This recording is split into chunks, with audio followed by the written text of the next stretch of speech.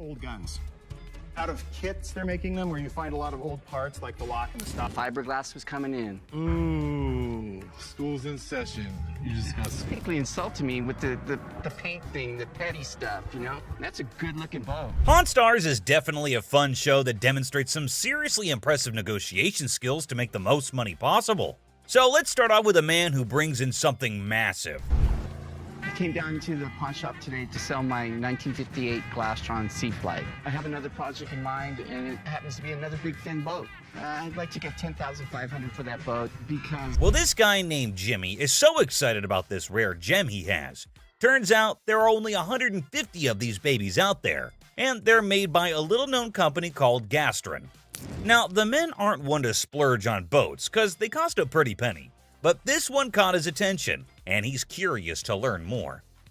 This boat he stumbled upon was built back in 1958, during a time when everything had those sleek fins to make them look like rockets. And let me tell you, those fins give this boat a real cool vintage vibe. So Jimmy and the crew continue to discuss this boat, and they straight up ask him, how much are you looking to get for it? And guess what? Jimmy wants a whopping $10,500. Now, that sounds pretty unreasonable considering the paint is chipping off, and it doesn't even have the original motor. I mean, it kind of makes sense, right? Why would anyone want to fork over that much dough for something that needs some serious TLC? It's definitely got them scratching their heads and wondering if Jimmy's lost his marbles. I mean, it's a cool find and all, but is it really worth that hefty price tag? I mean, I wish I could do something. It's just, I don't even want to make you an offer. There's too much work that's got to be done for me to make anything. No, okay. All right. That's fine. Well, thanks for bringing it in, though, man. It was basically insulting me with the paint thing, the petty stuff, you know? That's a good-looking boat. This guy doesn't... Yeah, it's a bit puzzling why our buddy Jimmy got all defensive about it. I mean, they were just questioning the steep asking price, given the boat's condition and missing original parts. It's only natural to wonder why someone would demand such a high amount for something that needs some serious fixing up. It'd be kind of stupid to pay such a huge amount for the boat. So next we got this intriguing item called the Hudson Bay Gorget, dating back to the 1700s, and the owner, Chris, believes it's worth a whopping $100,000. That's a serious chunk of change. 1800s. I don't know a whole lot about it. My dad actually got it. He picked it up at an auction. Do you know what he paid for it? Second mortgage on his house. Now, what piques the interest on the show is the historical significance of the gorget. They mention that even the ancient Romans used similar pieces as a defense against knife or sword thrust to the neck. Pretty fascinating, right? On top of that, the Hudson Bay Company, one of America's oldest trade companies, used to conduct business with Native Americans. Now, the big question lingers. Are they going to buy this from Chris? Yeah, how much you want for it? For about 100,000. You know, I don't see that happening. Why not? Because I think it's worth a lot less. How much less? Like 99,000 less. Yeah, so like when they start talking about it, doubts start creeping in, man. The experts on the show are all like, hey, Chris, this gorget doesn't seem to be from the 1700s, bro. And get this, they mentioned that the yellow-gray stuff on it suggests it's made of nickel silver, which wasn't even a thing until the 1800s. They even break it down for Chris, saying it's probably like 20% zinc, 20% copper, and 60% nickel.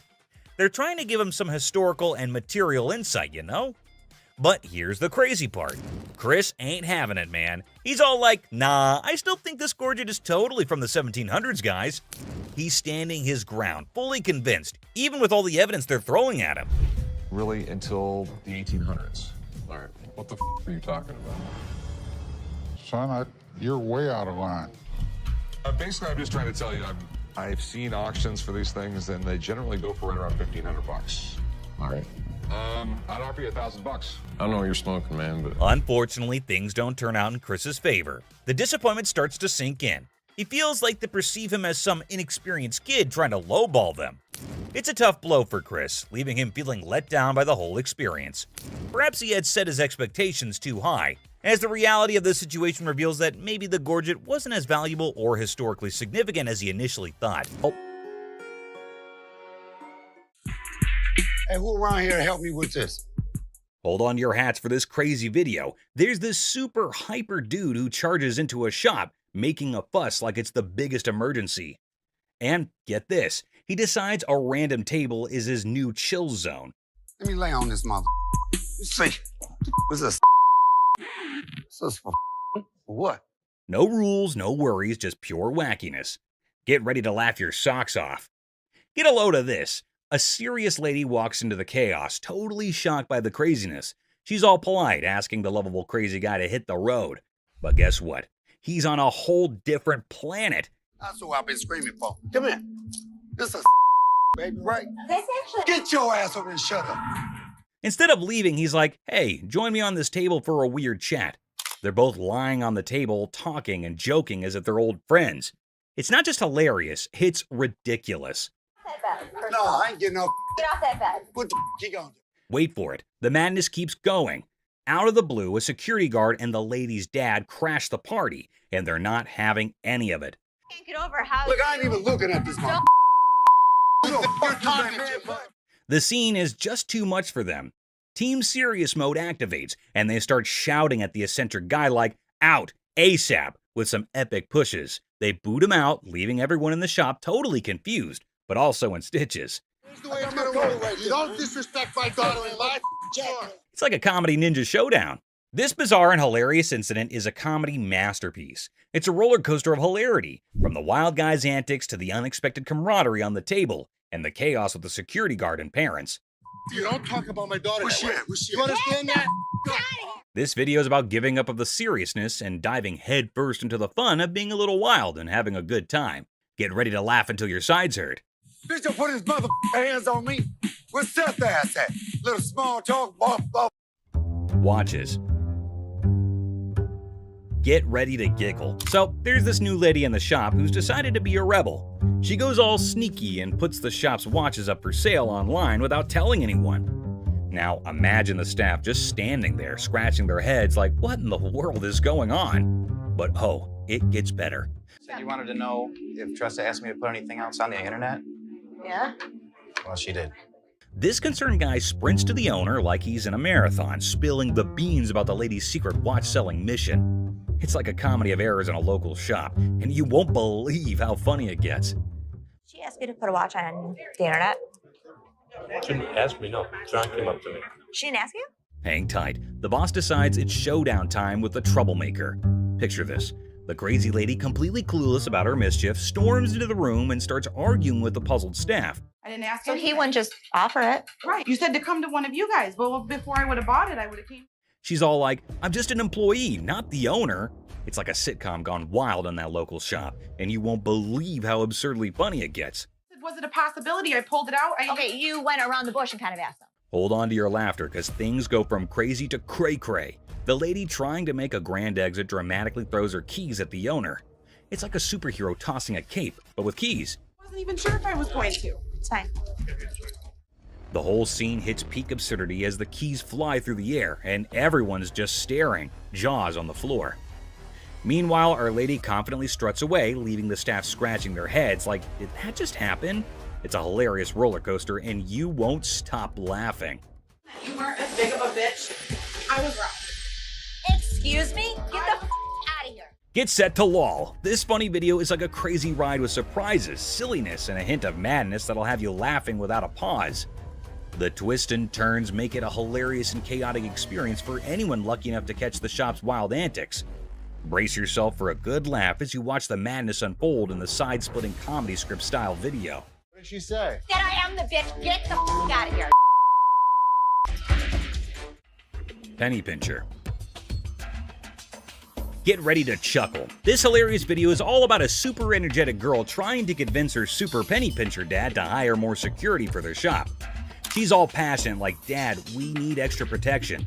But oh boy, her dad's like, nah, that's just throwing money away. Adding an extra night security guard is an expense we don't need.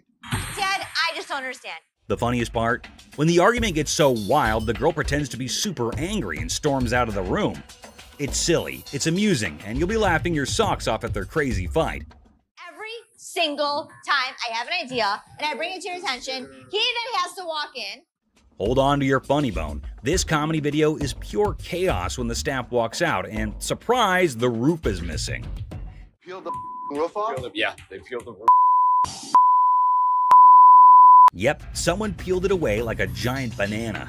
Imagine the team head scratching in disbelief. Their shop literally got unroofed. The alarm company called. They thought it was a false alarm. Is anything missing? I have no idea. Now, here comes the kicker. They start worrying it might be a sneaky robbery. Cue the panic as they sprint to check the CCTV, hoping to catch the audacious roof peeler in action. Get ready for a laughter-packed roller coaster as they dive into this hilarious investigation. Get ready to laugh in this super funny video. They got 2 guys. So they get through the internet room, jump in. The staff at a quirky shop freaks out when they find out someone peeled off the roof for a supposed robbery. Total chaos, right? So they go all detective and check the CCTV footage. But wait for it. Turns out, not 1, not 2, but 3 guys break in. And here's the kicker. Looks like they grabbed the coat one right there car. and then out. So these guys could have been part of a 3-man team.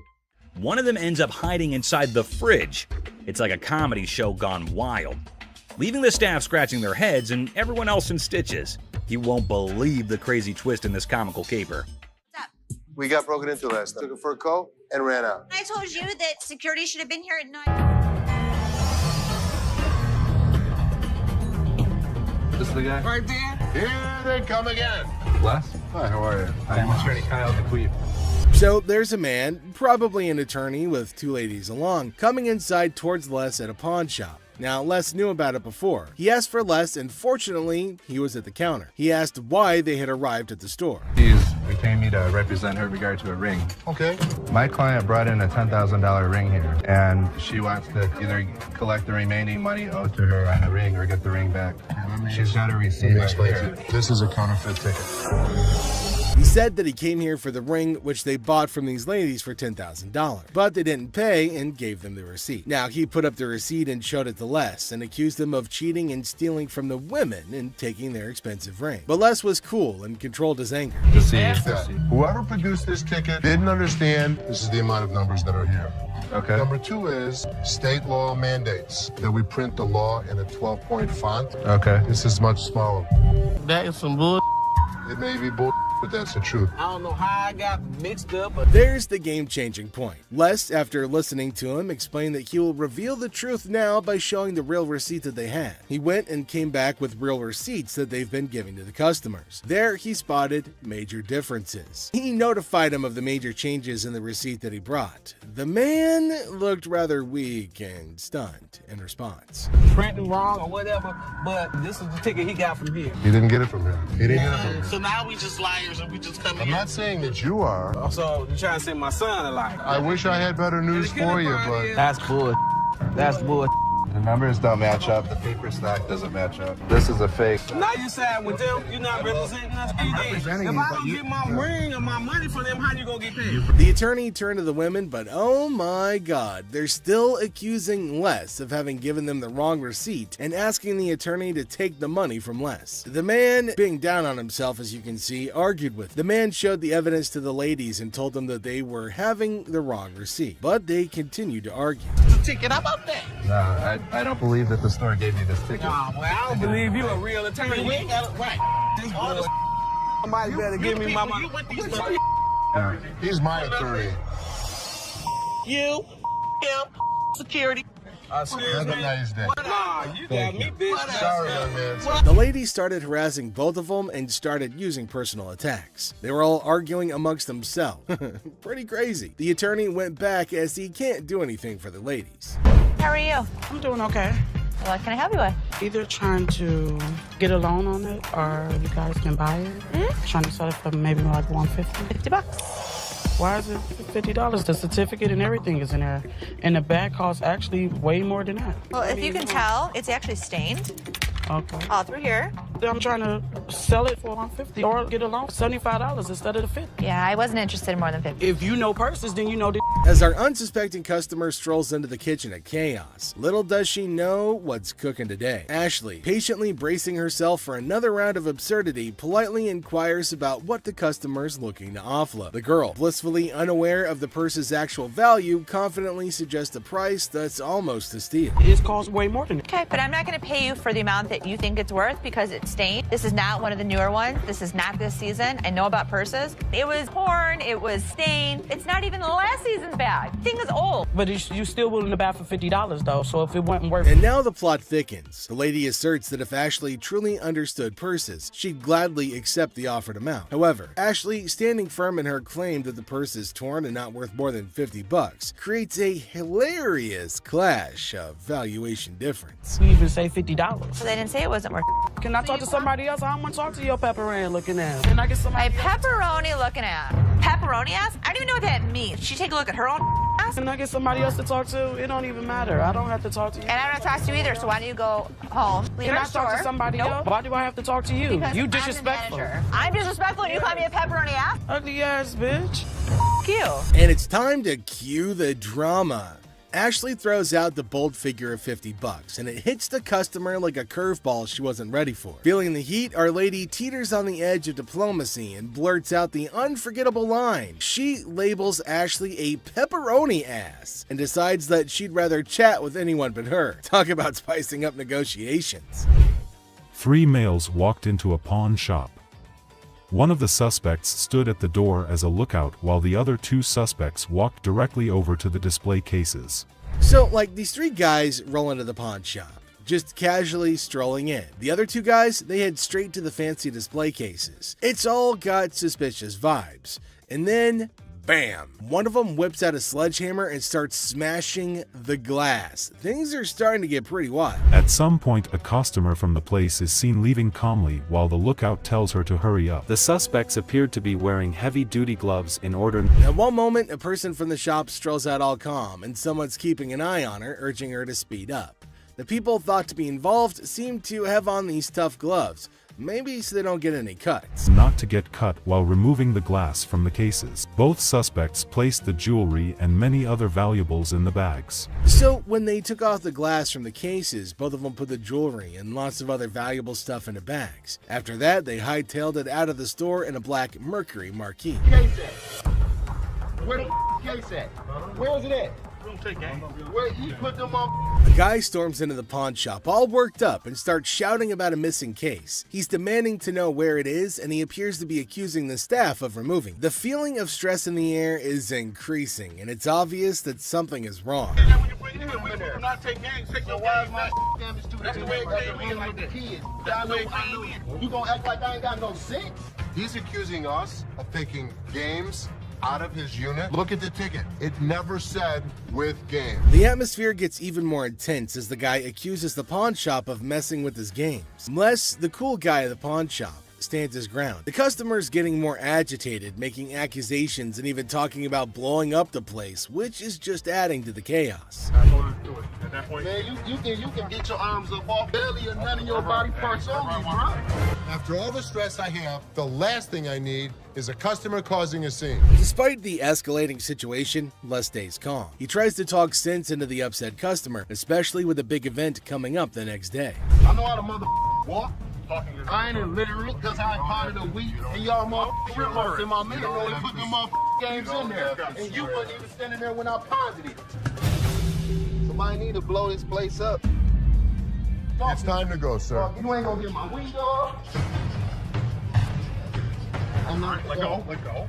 Can I get my weed? Don't get it for you, don't worry. You're making a threat like that? The situation becomes alarming when the upset customer makes a threat to blow up the place. Les, rightfully concerned about the safety of everybody, asks the guy to leave. Security becomes a priority, and the customer's demand for his belongings takes a back seat to the potential danger that he's creating. That's a challenging moment for Les, who's just trying to manage the chaos caused by an irate customer. How's it going, man? What's going on, man? Everything good. How about you? I'm doing good. Good. What can I do for you? Let me at least like 400 for this watch right here. What can I do for you today? Can I get like 400 for this watch right here? It's worth $820. Les, chilling at the pawn shop, notices a guy walking in, watch in hand. Les, being friendly, asks how things are going. The guy, hopeful, wants $400 for his watch. Les, the cool pawn detective, calmly discusses the watch's worth, revealing it's valued at about $82. Yeah, man, tell me the truth. What'd you really pay? Tell you the truth, man. Come on, give me four for this watch, man. Come on, man. We deal in high-end watches. This was worthless. Nothing for us to deal with. Carl, give me like $450 for this boy. You yelling at me. I got a baby on the way, dog. Congratulations. I'm sick of living at the crib, man. My girl on my head. The negotiation heat rises as the guy insists on $400, but Les suggests $7. The guy, pleading and sharing his life story about a baby on the way, asks for $400 again. Les stands firm, offering him the same price, which leads to a bit of yelling. The guy, feeling frustrated, calls the place bull ass and expresses his discontent. You want $10? I want to do with $10. I have no idea. Go to Coney Island. Give me Coney Island $10. is good. Coney Island on $10. Got a baby on the way. They gonna do this to me, dog. What you looking like a crazy fool? The tension escalates and the guy feels disrespected, using strong words and even threatening Les. Les, staying cool, suggests maybe he should have been given $400, hinting at a broken lamp that needs payment. The situation gets intense, with the guy considering if he should have taken the deal. Cash for this watch, man. 400? I'm sorry. This is a bullshit ass place, man. This whole ass place, dog. Excuse me. You call it what? You calling a bitch? You? I'll knock you the out. You don't know who you talking to. Tell me. Dog, don't touch me, homie, dog. Touch me, dog. Then maybe he would have been able to pay me for the lamp that he broke. Yo, I'm off the juice, dog. The guy, still upset, leaves the shop, but not without some fiery words. Les reflects on the encounter, realizing maybe he should have given $400 to avoid the chaos. The drama ends, leaving behind a mix of emotions and a used watch. Life at the pawn shop remains unpredictable and full of surprises. How you doing today? Hey, pretty good. How are you? Real good, thanks. I'm Les. Listen, Randall, how are you? Randall, oh, you got a hell of a grip. Wow. What the hell is it? Call it a ring. Okay. I didn't think it was a bus. How'd you get it? I just got it. This guy smelled like a brewery. Okay. How much did you want?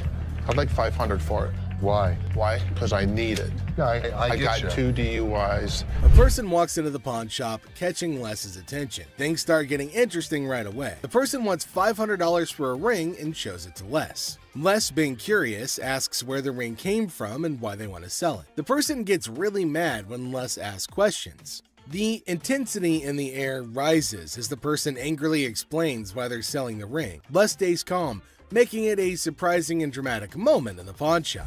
Well, if it was gold, I'd give you more than $500, but it's not real. I know it's worth $500 and you're gonna give me $500. Well, actually, if this was gold, but it was brass, it had no value. I understand. You have court issues. The problem is, I need $500 for it. I'm sure you do. Man, I don't know why you do. As the conversation continues, Les drops a bombshell. He tells the person that if the ring were real gold, he'd offer a whopping $2,500. Feeling a glimmer of hope, the customer suggests, just give me the $2,500 then. Expectantly awaiting a positive response, Les, with a touch of humor, reveals the harsh reality. He explains that the ring is fake, not even worth $500, and he won't pay that much for a counterfeit ring. You gotta give me something for it. I can't give it to you. I'm sorry. Give it to me anyway. Man, you can give me something for it. No, you give me something Just don't for beat it. on the glass. This guy was drunk. You give me that ring back. Give me that. It's the. Ow, I ain't going nowhere. Man, get away from me. Get out of here! You man? In the midst of the ring discussion, a security guard quietly enters, taking a position behind the customer. The customer, desperate, pleads with Les to give him something for the ring, but Les, staying true to his detective skills, rejects the plea, emphasizing the ring's fake nature. Les, sensing trouble, comments that the customer seems drunk, adding another unexpected twist to the escalating situation. As the rejection sinks in, the customer, unable to contain his frustration, sits on the floor, declaring that he won't leave. The tension peaks as he becomes increasingly aggressive. The guard steps into action, forcefully dragging the defiant customer out of the store. But despite being escorted out, the customer continues to yell and make his Next up, it was just another normal day at this famous pawn shop called American Jewelry and Loan, located right in the heart of Detroit, USA. He comes in with his Xbox and immediately tells Les that he needs to get as much money as he possibly can for it. Like, obviously, that is clearly what everyone is here for at the pawn shop. He knew that they probably get a lot of Xboxes anyway, so that does not set him apart from the rest of the regular customers. When Les asked what he needed it for, this guy had quite a story to tell. And it is definitely a full-fledged roller coaster. He reveals that he needs as much cash as possible, and it is all for his girlfriend. Why, I bet nobody saw that coming. This dude walks in and starts spilling some seriously bizarre beans. Now, Les wasn't sure if this guy was pulling his leg or being dead serious. But get this, they're accusing her of being involved in, wait for it, prostitution. Yeah, you heard that right. But our friend here is absolutely convinced that there's no way in heck that his lady is mixed up in that kind of stuff. Or maybe, just maybe, he's living in denial. Tough spot to be in, huh? I don't know about you, but I'm itching to find out what happens next in this mind-boggling tale. Will the truth come out?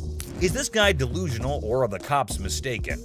And here's what they had to say to justify his beliefs, which was $80, which is way far from a whopper of $300.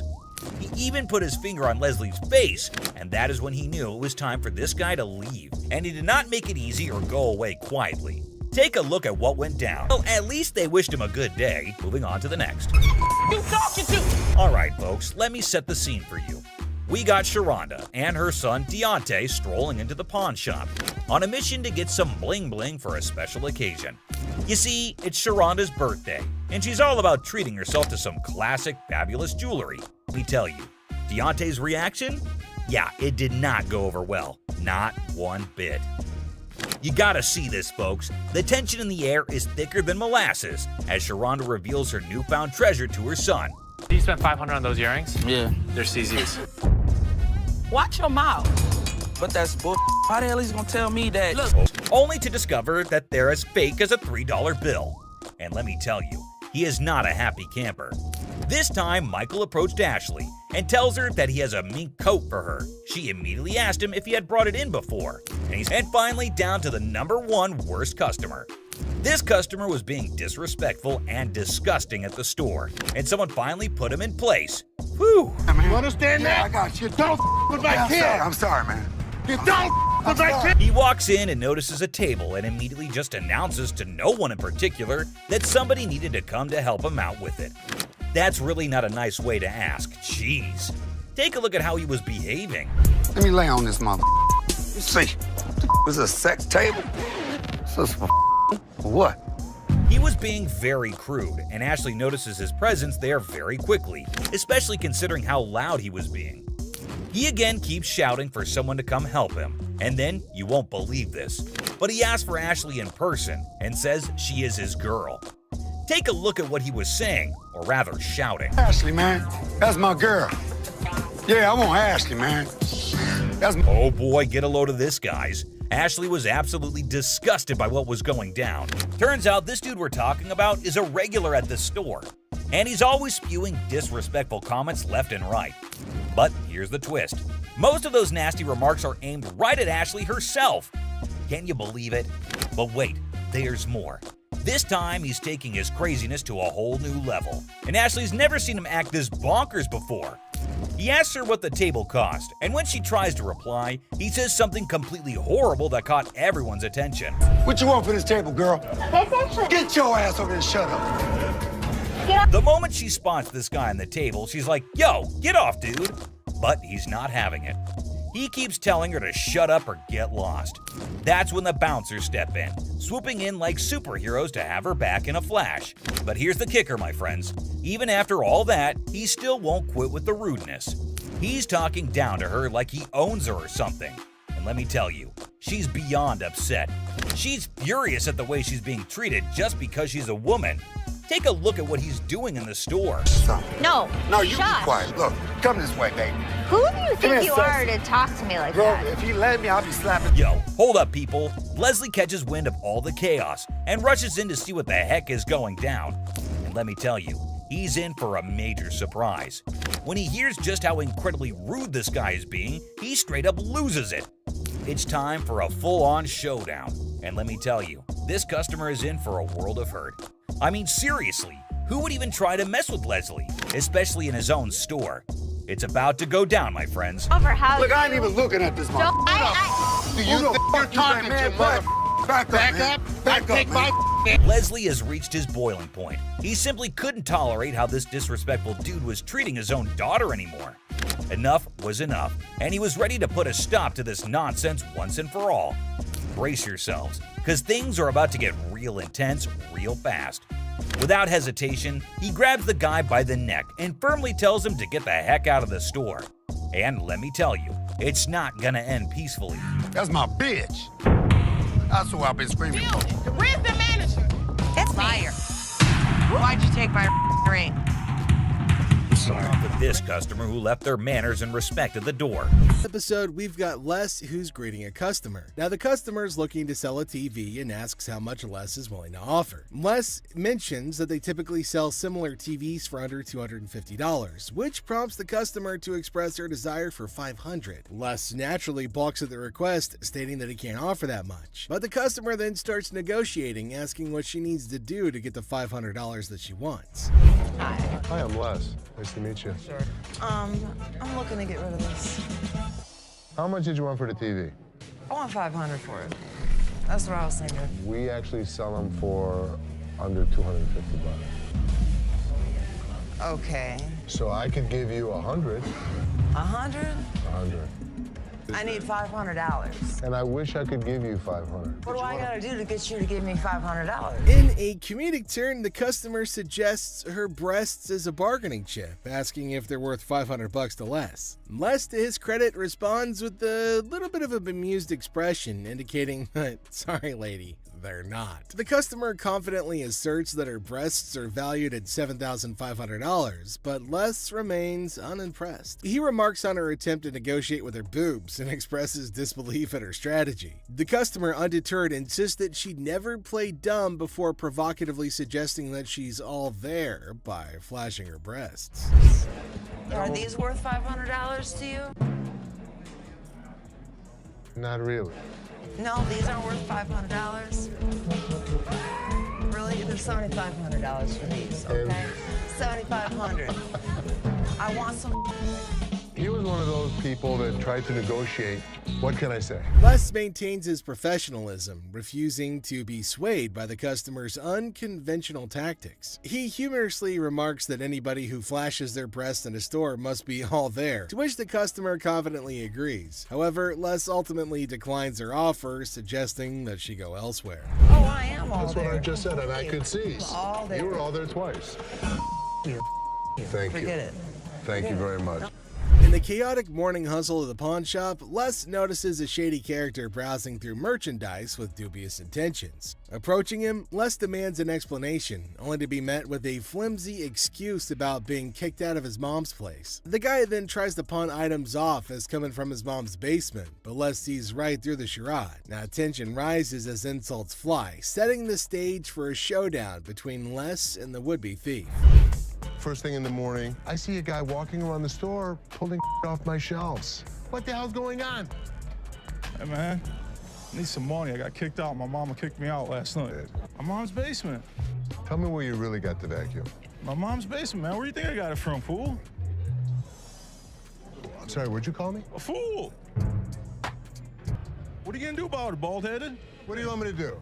What are you gonna do? What are you gonna do, buddy? Les throws the guy out of the store because he's tired of his antics. But when the man won't go, Les has to call in reinforcements. Enter Byron, the burly bodyguard, who snatches the man and carries him expertly out the door. Byron manages the issue with the dexterity of a bulldozer making room, making for a show-worthy scene. Talking to bug-toothed, bald-headed mother. It's time to go. Oh, man. Get out of my store. You understand what I just said? But just as Byron is leading the guy outside, his pants decide that they'd rather pull around his ankles, exposing a little bit less than friendly underwear. But that's just the icing on this whole dumpster fire of a day. As Les sees the guy's humiliation happen, he can't help but laugh. And without warning, another day at the pawn shop comes to an end, leaving us all to wonder what mischievous adventures lie ahead in this crazy world of wheeling and dealing. Do it. Keep walking, bud.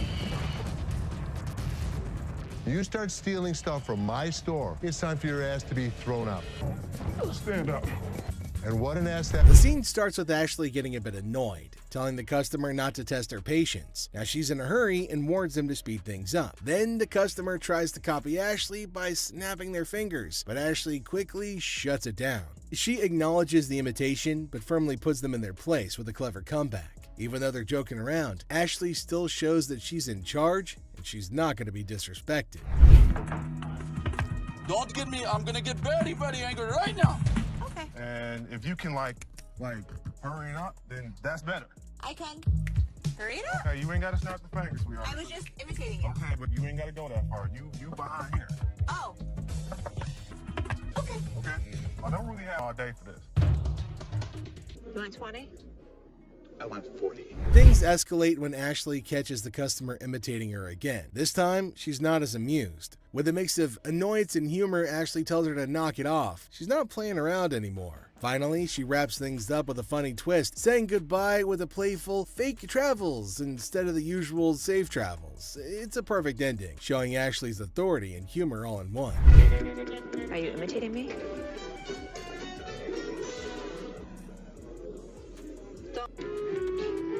Safe travels. Safe travels. The customer, hopeful for a good deal, brings in an item to pawn. Despite his expectations, he's offered only $20, leading to frustration and disbelief. Yeah, man, I'm trying to see how much I can get for this. I'm trying to get at least 100 for it. Might have got 20 times, but I won't be able to get that for it. So how much can you give me? $20? I'm more or less helpful than anything. Man, I'm gonna need more than $20 for this, man. Les throws the guy out of the store because he's tired of his antics. But when the man won't go, Les has to call reinforcements. Enter Byron, who snatches the man and carries him expertly out the door. What's your offer, Jay? 20, which is probably more than I would even offer him. I need my money. I understand. Need at least $100 for this. You paid $200 for that, I overheard? Yeah, I mean, really, you paid $200. I'll sell you like 4 of them. I need more than $20.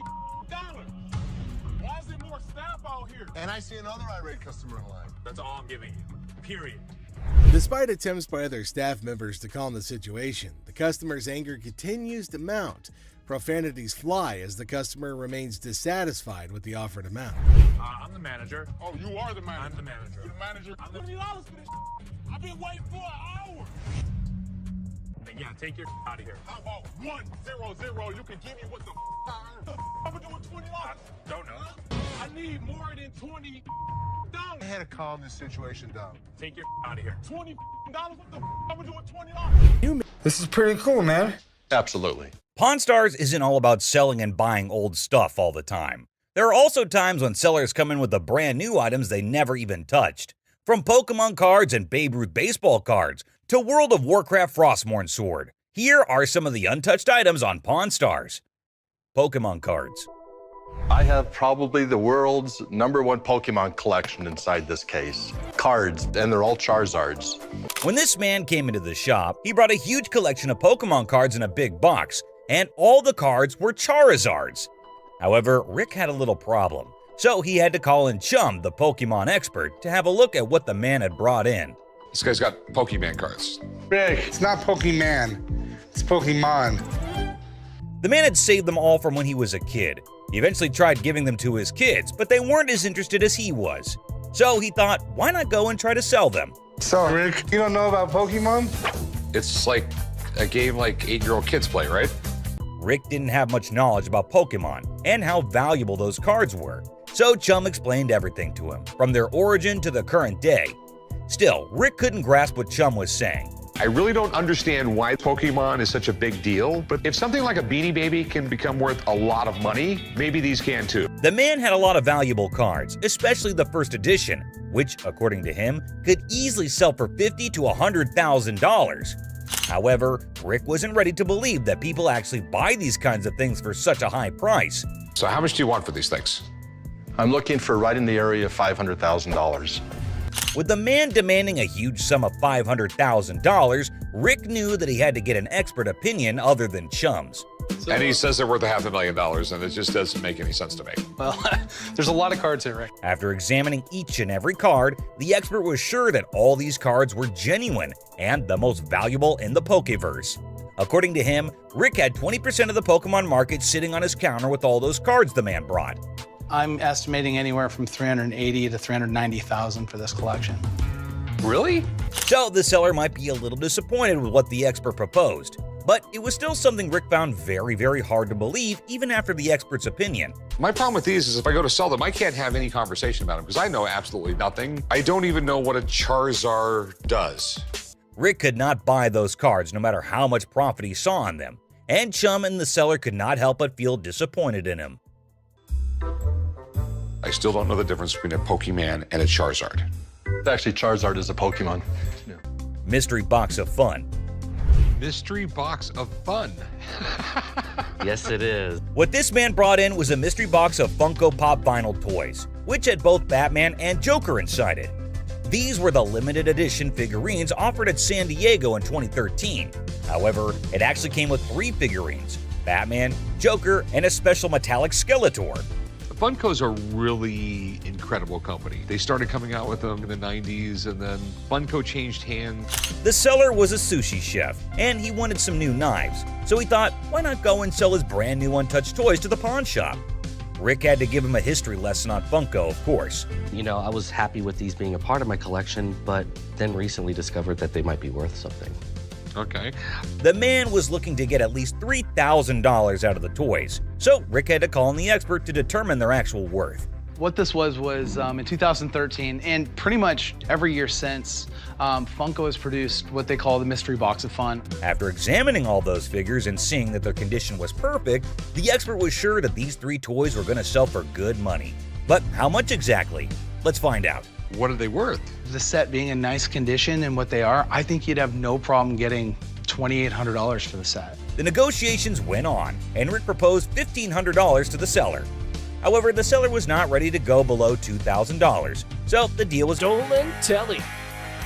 This lady's ex-boyfriend pawns her TV for some quick cash. With determination, she enters the pawn shop and confidently declares, "I'm here to rescue my kidnapped TV." I need to get my stuff, my 2 TVs. I need your ID or the tickets. I don't have no ticket or no ID. My stuff was stolen and pawned from my boyfriend. We need him or the tickets. Or... What you need him for? He ain't even nowhere around. The policy police strike again. No ticket, no claims allowed.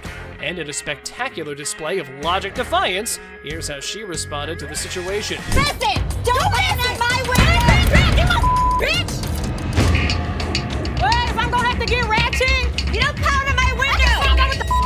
Yes, I can! No, you can't! Oh boy, it seems like someone stirred the hornet's nest.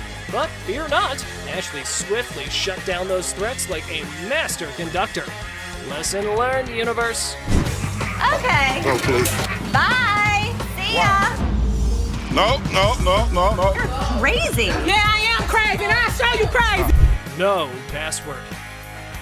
Oh boy, trying to pawn that laptop at the store, but conveniently forgetting your password? Suspicious much? Brace yourself for some dose of skeptical boss lady. You forgot the password. Yeah. How do you forget when's the last time you used this? About a month ago. You forgot your password? Yeah. Try again. She didn't know how to get into this computer. She didn't know the password. She didn't know the username. Oh, so you didn't just find this laptop aimlessly wandering around in the wilderness and thought, hey, I should take this.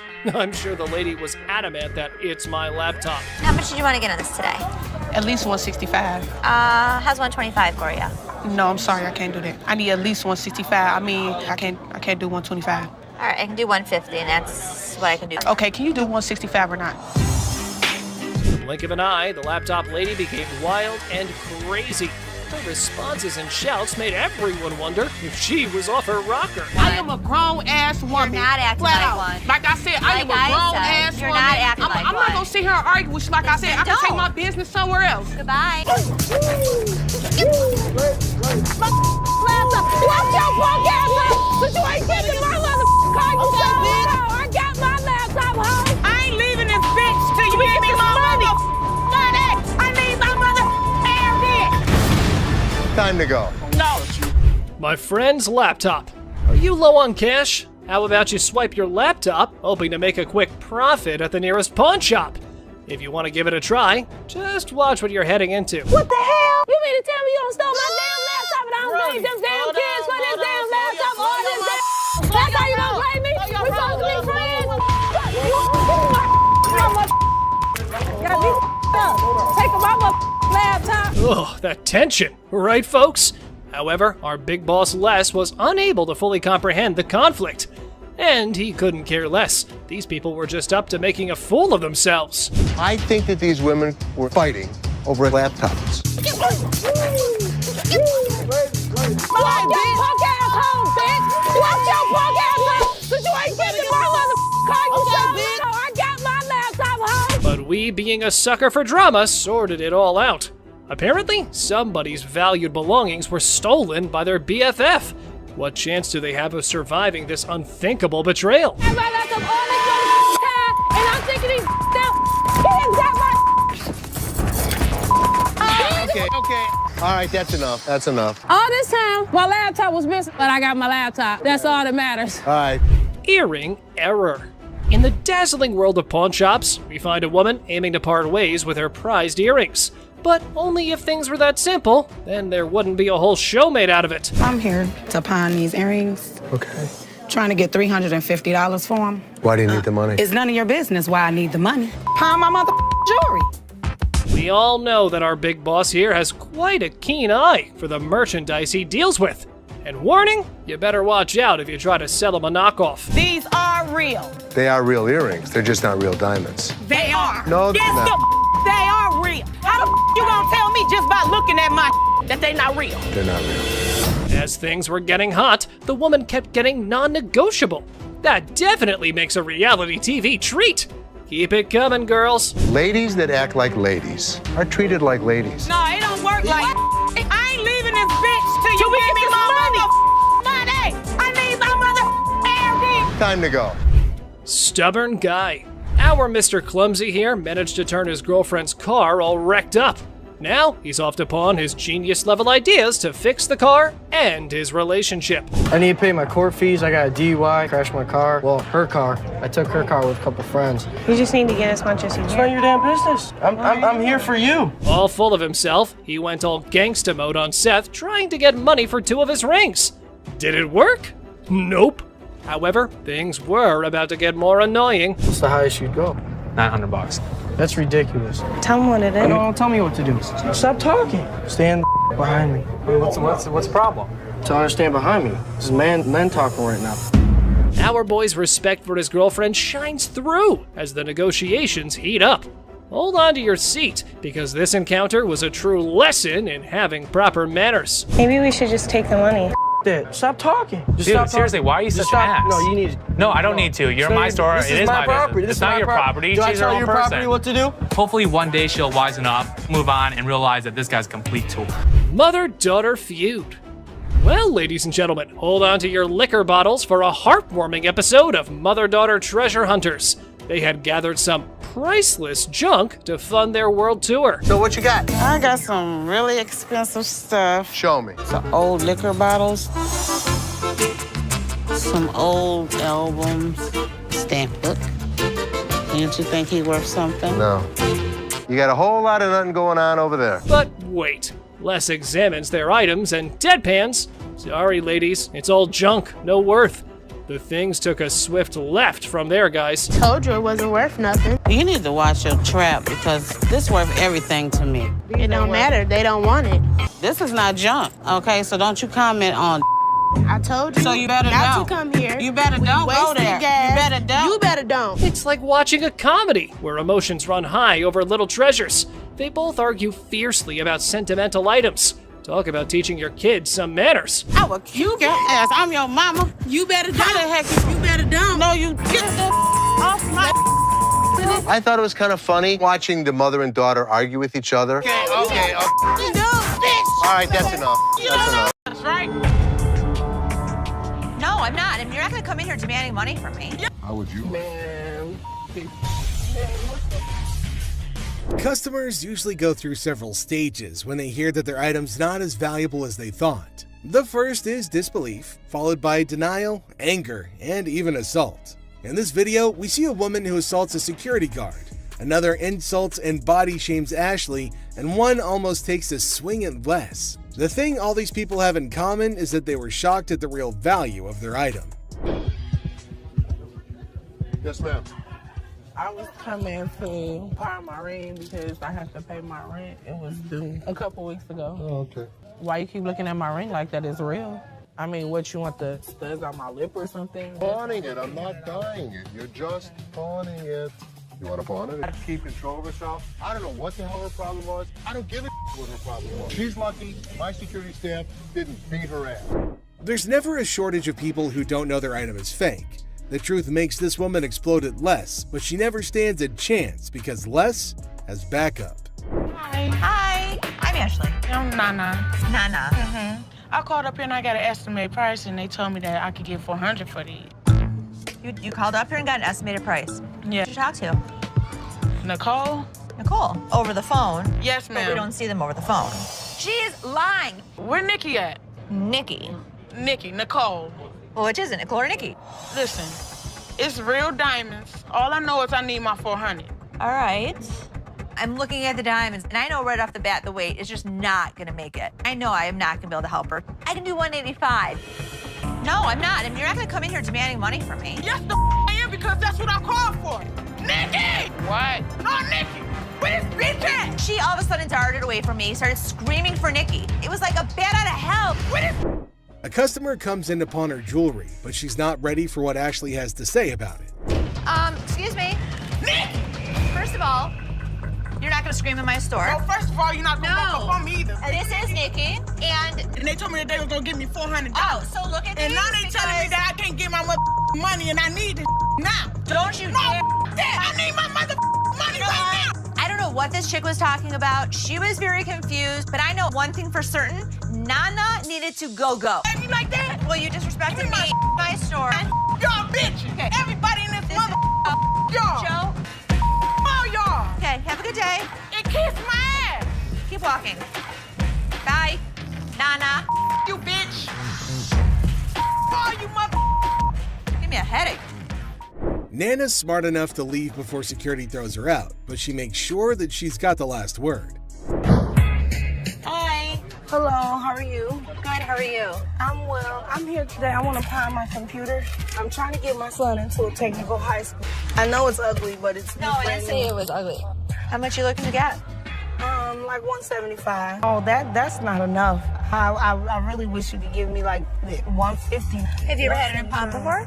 Yeah, I'm a gold card member. Get it for you for the same amount that you've had it in for. What was that? You consider the fact that I've been patronizing this business since '97? I really appreciate you're not giving me what I want. Well, I don't give everybody what they want. 157. Are you done? No, I'm not done. Okay. Do you want the 100? No, I don't. Okay, then goodbye. This customer walks in with a laptop and a price that just won't cut it. Ashley knows this one's gonna have to go. What do you mean goodbye? You can walk out the store. I can. But am I gonna walk out? You will. Who's gonna make me? I want to see somebody make me leave up out of this mother. Giving me what I want. Well, I don't give everybody what they want. 150. Well, if you had as something a patron that's been patron since '97. Are you done? No, I'm not done. I want to see somebody make me leave up out of this mother.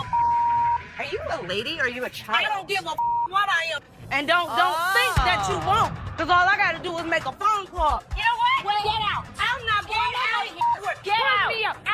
Don't touch me. Do not touch me. Get out of my store now. I've been patronizing this business since '97. You have an English degree, right? No, I don't. Yeah. Despite Ashley's efforts to help her, the woman goes ballistic. Felix, the security guard, escorts the woman out, but she doesn't go quietly. I was coming in to try and get like $1,500 for this. Okay. I'm trying to get my baby daddy out of jail, and I've been really trying to work things out with us. I love him dearly. I was his first phone call, you know, so that lets me know that he loves me. Huh? No, not $50. I want $1,500 I'm sorry, for I these. can't help you with that. I said. I don't care what you said. I said I want $1,500. I'm not giving you $1,500. $1,500. I am not giving you. To get my man out, okay? I want $1,500. What part of that you ain't understanding? You need a hug. No, don't give me no damn hug. Oh, you need a hug. I don't want no damn hug. Get off of me. Good day, baby. I don't want no hug from you. Sure. I don't want no hug from you. Kiss my ass. Gave her a hug. The woman comes in to trade baseball cards. However, the only thing she manages to do was initiate a shouting match with Ashley. This one is put out the door fast. How are you? I'm doing okay. What can I help you with? Either trying to get a loan on it or you guys can buy it. Trying to sell it for maybe like $150. It's $50. Then you know this costs way more than this. Okay, but I'm not going to pay you for the amount that you think it's worth because it's stained. This is not one of the newer ones. This is not this season. I know about purses. But you still willing to buy for $50 though. So if it wasn't worth, why would you even say $50? So they didn't say it wasn't worth. Leave Can our I talk to store. somebody Nope. else? Why do I have to talk to you? Because You I'm the disrespectful. manager. I'm disrespectful and you call me a pepperoni ass? Ugly ass bitch. You're not the owner. The owner is the other man. You must have. How you get here? You your way to the top. You. Customers are just shocked when they're told the real value of their item, but this customer's just straight up disrespectful.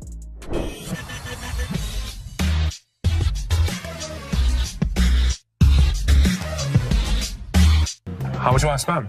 I got $70. I've seen them from $70 to $80 at other pawn shops. Yeah? With 2 games. Put it in as long as you'd like. Does it come with a warranty? It comes with an as-is warranty. Need a PlayStation 3 for $70. I sell them for $100. What you gonna do? I don't know. The PlayStation's really hot stuff at the moment, but the customer who wants one is far from hot. He's mostly just hot-headed. I ain't been shot already. What? Ain't nothing here. You just another door guy to me. Yeah. Throw it down. Throw it on $70. I ain't. Oh, you don't have it. Have a good day. Have a good day. What you think? What is all that about? What's all that about? No, this is my level. Beat your ass down here. Come. Think you all that? Oh, bitch. You right here. And a couple empties in there, buddy. What? You big. The guy went from shocked to shouting in a heartbeat. Unfortunately for him, the pawn shop doesn't tolerate that nonsense.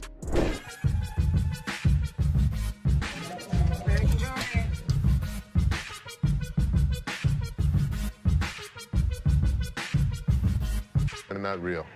What?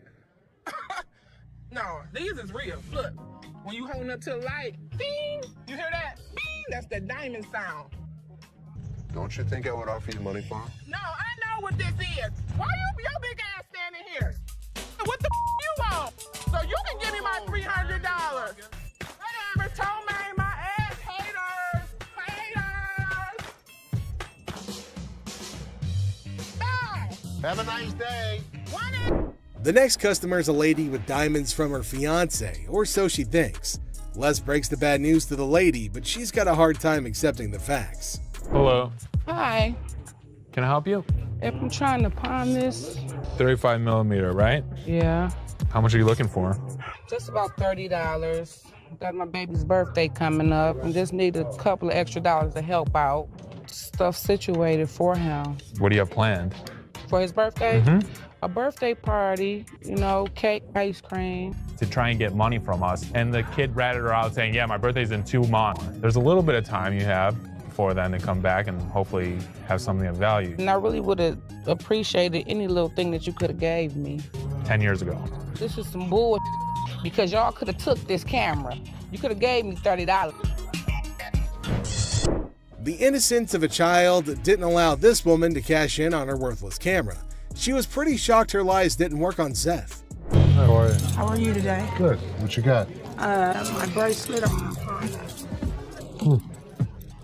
My baby daddy gave it to me. It would be so mad. Curtain tiebacks. What are you telling me? You know this isn't real. What do you mean it's not real? Well, it's a real bracelet. You know what? It's a Obviously, real. you don't know what Listen. you're talking Okay, about. fine. You're Fair enough. probably Don't right. trip, okay? Don't trip. I'm about to call him right now. Sometimes people get presents, and sometimes when they get their presents, the people that give it to them tell them a lie. He said this bracelet costs $500. It would be more What are you 500. talking about? He's Anywhere. lying to you. Baby, did you give me some fake gold? Did you give me some fake gold? Really? Did you give me fake gold? This ain't love, baby. You said you was gonna marry me one day. Okay. Have a very nice day. Thank you. Man, this. What the is you talking about? Have a nice day. I have a nice day when Okay, you then give me don't some have nice a- service. Right? You know what? Y'all.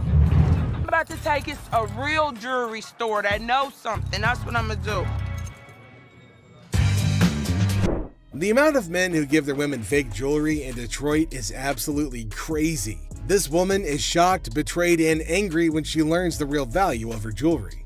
Hey, I was wondering what you could get me on a loan for the PS3. We're on a mission now. Real mission to get my brother out of jail. All of a sudden, the cop just stopped us because one of our lights are off in the back of our brake. Bought it 300, I got 150, and now I'm here, ended up with his brother trying to sell his video game system on his games and the controller. See what we could do with that. 95, suppose I get to 100 for you. 100, mama. I can't. 100. I normally would have given $80 on this game unit. I went $15 over, and that wasn't even good enough. But too bad I couldn't help her out because I wanted to help her, but I hope she can find the money. Two customers come into the pawn shop on a noble mission of freedom. However, Ashley lets them down easily, but at least they take it better than most customers in this video. Pawn shop because we, is in need of money. And we're trying to pawn this VCR and this TV. Okay, when you put it on there like that, you wouldn't. Where's the income? You want to go to so what? I was ready for them to have a full-out brawl out there. Get your ass on somewhere. No, get your ass on, hockey ass. I tell all ladies and everything. Can I help you guys? Why are you guys fighting? I kicked this. What he said, it was offensive. Yeah, we're pretty good for TV. Sell it. Actually, yeah, we gonna pawn this. No, the TV didn't get dropped. 20. It works. $1. All right, 20 will work. Hey, you can each get 10. Oh, you agree now? All right, just give it to this gentleman. We're gonna do this for 20. Just go online, get your ticket, and get your cash. This is a general conversation. Okay, well, we still in a relationship, though. Tiffany, seriously, maybe you should go in the parking lot and just wait for him. You're right. I am gonna wait in the parking lot. Franklin's really pretty. I like this. A chaotic couple barely makes it to the pawn shop before smashing one of their items in an argument. The couple is more sad than shocked that they've rendered their items worthless. Hi, how are you? I'm good. How about yourself? Doing all right. I've got a ring I want you to take a look at for me.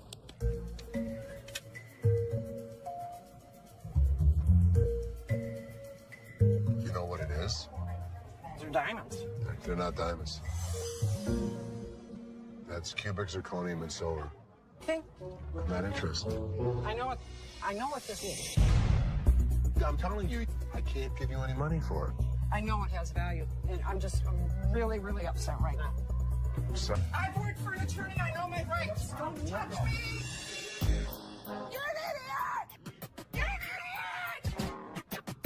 Oh yeah, what a gentleman you are. Anybody? Woman, what? Get me out of here. Get away.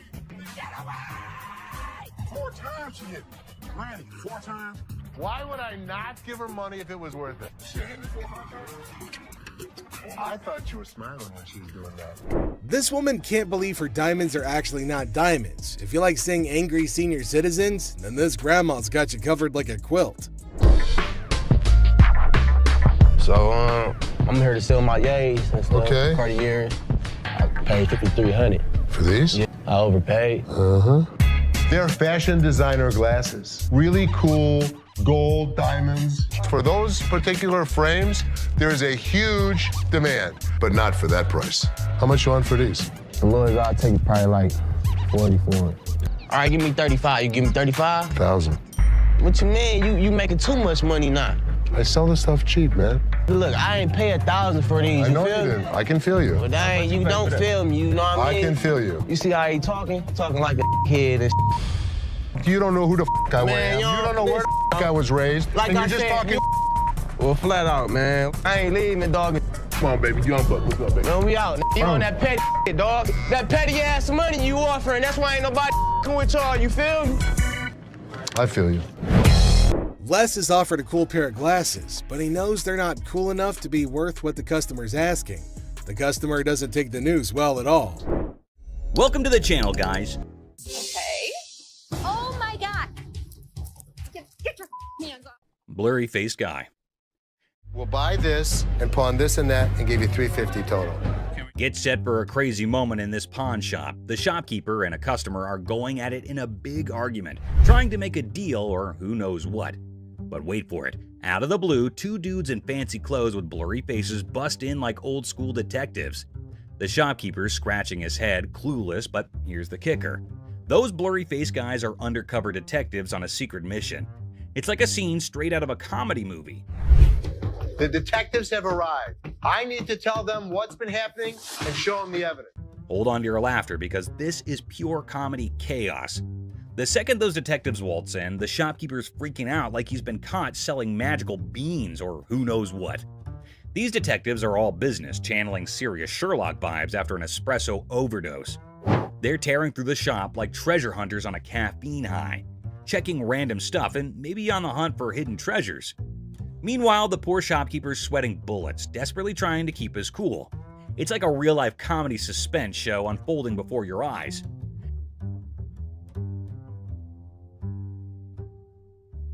Get ready for the wild ride of the century. These detectives, giving their best modern-day Sherlock and Watson vibes, decide to ramp up the drama with technology. It resembles they're on an investigator show marathon watch as they jump into the security camera film.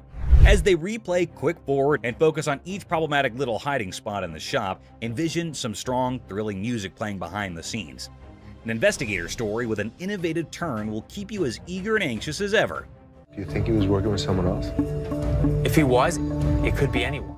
Well, buckle up for the big reveal. The digital detectives uncover the mastermind. And guess who? It's our buddy Joe. Yep, good old Joe is the culprit behind all the missing stuff. These detectives don't waste a second. They slap handcuffs on Joe quicker than you can say guilty as charged.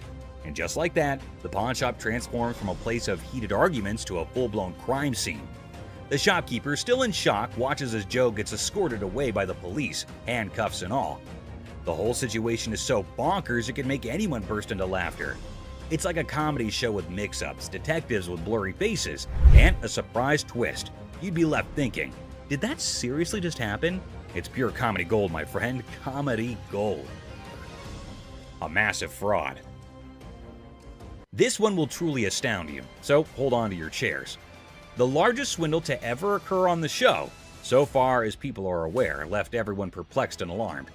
Basically, the boys said that someone from the shop had conned them. She pawned 2 of our laptops, and she told us she was gonna give us the money and the laptop. To make a long story short, a woman pawned 2 of their laptops and then informed them that she knew someone who worked at the pawn shop and would give them the money and the laptops. You pawned something? Yes, she has the ticket. When did you pawn it? Today. The males are left with nothing because she has their laptops, the money, and even the ticket to their belongings. Meet you at the back door, so you'd end up with the laptops and the money? Yes. It astonished Ashley and Seth as much as it shocked Les. This girl told you one of my guys would meet you at the back door, so you'd end up with the laptop? Les, or anybody else, was unable to stop it now. Les then thought of a strategy, though. If you can find out which one of my employees, you give me the guy's name, I'll give you the computers. At that point, the youngster had a glimmer of optimism and left, believing that perhaps they could apprehend the employee. Well, let me tell you something. We've been scammed before, and I will not be scammed again. Les then requested that Ashley look up the buyer of each laptop they had that day on their background. Les realized something had clicked when she spent the entire day going through them and finding nothing. You're able to witness it. You'll get the money and the laptops. You go, hell yes, let's do it. Thus, these children were not the victims themselves. Instead, they had been attempting to con them all along. Well, here's the way it works. Nobody gets out of pawn without paying for it, and nothing goes out the back door. This time, they weren't duped either, although the kids did cause Ashley and the others a lot of worry during the day. The bag. Imagine this super funny video with a lady who's basically playing the I'm lost in a bag shop game at a crowded mall. So there's this awesome comedian pretending to be her, right? She strolls in like she just landed from Mars, completely clueless. Okay, I went to get my purse back to make my payment. Then, out of the blue, she locks eyes with a black bag, and boom! She's convinced it's her long-lost twin, with a mix of determination and total confusion. That's my purse right there. That one right there, the black one. So I want to know why it's out there. She marches over to the lady in charge, ready to solve the mystery of the twin bags. It's like a comedy treasure hunt in a bag store, and you're in for a hilarious ride. Get ready to laugh your socks off. Here's the money. I want the purse. That bag was never in pawn. Now get this, the shopkeeper, a comedic genius with timing that's spot on, coolly spills the beans. She says, hey, this bag's not yours.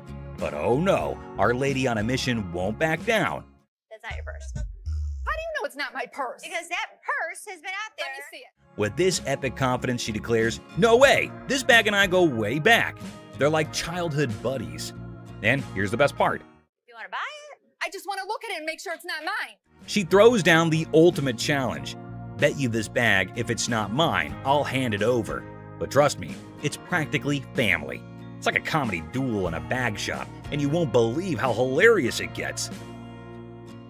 Oh my God.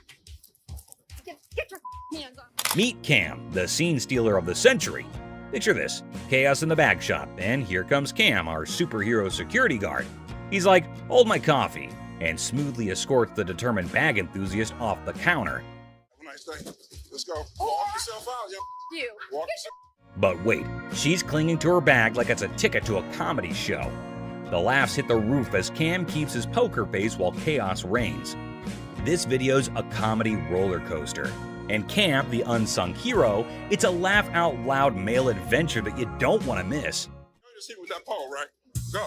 Bitch. Go where you got to go. I'm gonna kick your ass. You wait. Sign of free cash. I was trying to find out because your sign is saying that I can get 30 days. In the pawn shop sitcom, the worker dazzles the customer with the prospect of a 30-day cash fiesta. The seller, with a classic "How can I help you" line, unwittingly opens the door to financial freedom hilarity.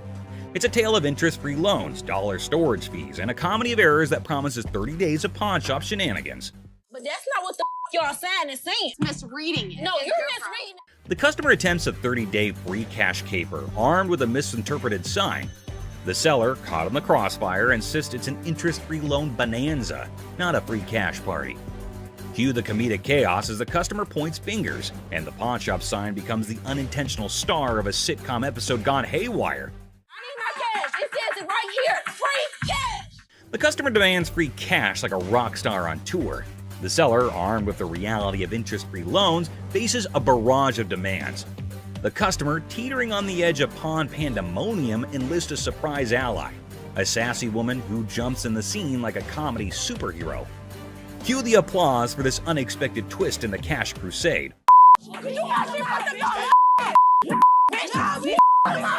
In the side-splitting aftermath, the pawn shop saga spills into the parking lot, where the customer and seller engage in a hilariously awkward brawl.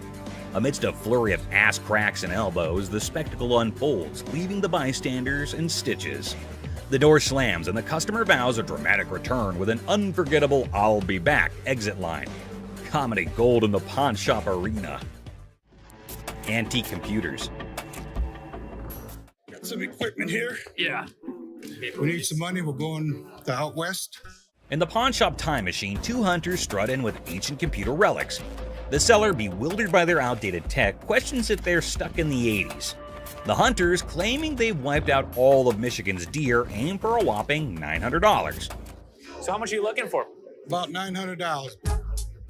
The price tag triggers more shock than a retro computer's boot-up sound. What I can offer you is zero. Zero. Comedy sequel, the hunters scoff at the initial offer of $0 for their ancient artifacts. The hunters, expecting treasure, get a lesson in antique appraisal, leaving the shop echoing with laughter and $0 dreams. Wonderful. Thank you so much. You too. In the aftermath of the failed computer barter, the hunters drop to an $800 offer, met with a swift and resounding $0 from the pawn shop. ZZ Top, mistaken for Detroit's antique appraisers, exits empty-handed. The seller consoles himself with a printer sacrifice to the dumpster gods. I thought it was you, man. Oh, that's good. Ending the scene with a comedic crash and a touch of musical confusion. You people. Plump man. In Hardcore Pawn, Les Gold faces off with a cheerful, plump customer aiming to sell a watch for his wife's anniversary. Les, ever witty, discovers it's their anniversary too. The old man deadpans 25 years, prompting Les to hilariously inquire, "How many happy years, man?" Laughter ensues in this pawn shop comedy. Too bad the shopkeeper shuts it down quicker than a bad punchline, not willing to spend a dime on what he thinks is a phony watch. Talk about a comedy of errors in the pawn shop. It's fake. I'm not interested. Let me see what you got in watches and take. Now brace yourself for the ultimate comedy meltdown. Our plum seller cranks up the chaos meter, throwing wild threats about the shopkeeper's wife and claiming he's seen her somewhere. You're married, right? I am. This triggers the shopkeeper, turning the whole scene into a chaotic carnival. There's two things you don't talk about. What's that? My wife and my family. In the blink of an eye, security guards swoop in, snatch our hefty hero, and give him the grand exit, escorting him out like the star of an unexpected sitcom. Guess what? Our main guy, kicked out of the shop like a party crasher, hits the street with a style only he can pull off. It's like a comedy buffet that'll have you grinning like you just discovered the ultimate joke. Get ready for hilarious adventure. Need help? Video, there's this super hyper dude who charges into a shop, making a fuss like it's the biggest emergency. And get this, he decides a random table is his new chill zone. No rules, no worries, just pure wackiness. Get ready to laugh your socks off. Get a load of this, to hit the road. But guess what? He's on a whole different planet. Watches. Get ready to giggle. So, there's this new lady in the shop who's decided to be a rebel. She goes all sneaky and puts the shop's watches up for sale online without telling, confidently struts away, leaving the staff scratching their heads like, did that just happen? It's a hilarious roller coaster and you won't stop laughing. You weren't as big of a bitch. I was wrong. Excuse me? Get the out of here. Get set to lol. This funny video is like a crazy ride with surprises, silliness, and a hint of madness that'll have you laughing without a pause. The twists and turns make it a hilarious and chaotic experience for anyone lucky enough to catch the shop's wild antics. Brace yourself for a good laugh as you watch the madness unfold in the side-splitting comedy script style video. What did she say? That I am the bitch. Get the out of here. Penny pincher. Get ready to chuckle. This hilarious video is all about a super energetic girl trying to convince her super penny pincher dad to hire more security for their shop. She's all passionate like, "Dad, we need extra protection." But oh boy, her dad's like, "Nah, that's just throwing money away." Adding an extra night security guard is an expense we don't need. Dad, I just don't understand. The funniest part? When the argument gets so wild, the girl pretends to be super angry and storms out of the room. It's silly, it's amusing, and you'll be laughing your socks off at their crazy fight. Every single time I have an idea and I bring it to your attention, he then has to walk in. Hold on to your funny bone. This comedy video is pure chaos when the staff walks out, and surprise, the roof is missing. Peel the roof off? Yeah, they peeled the roof. Yep, someone peeled it away like a giant banana.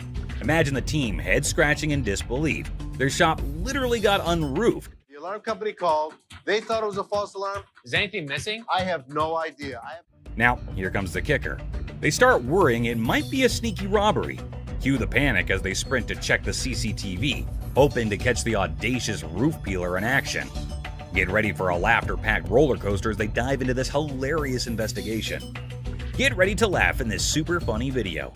They got two guys. So they get through the internet room, jump in. The staff at a quirky shop freaks out when they find out someone peeled off the roof for a supposed robbery. Total chaos, right?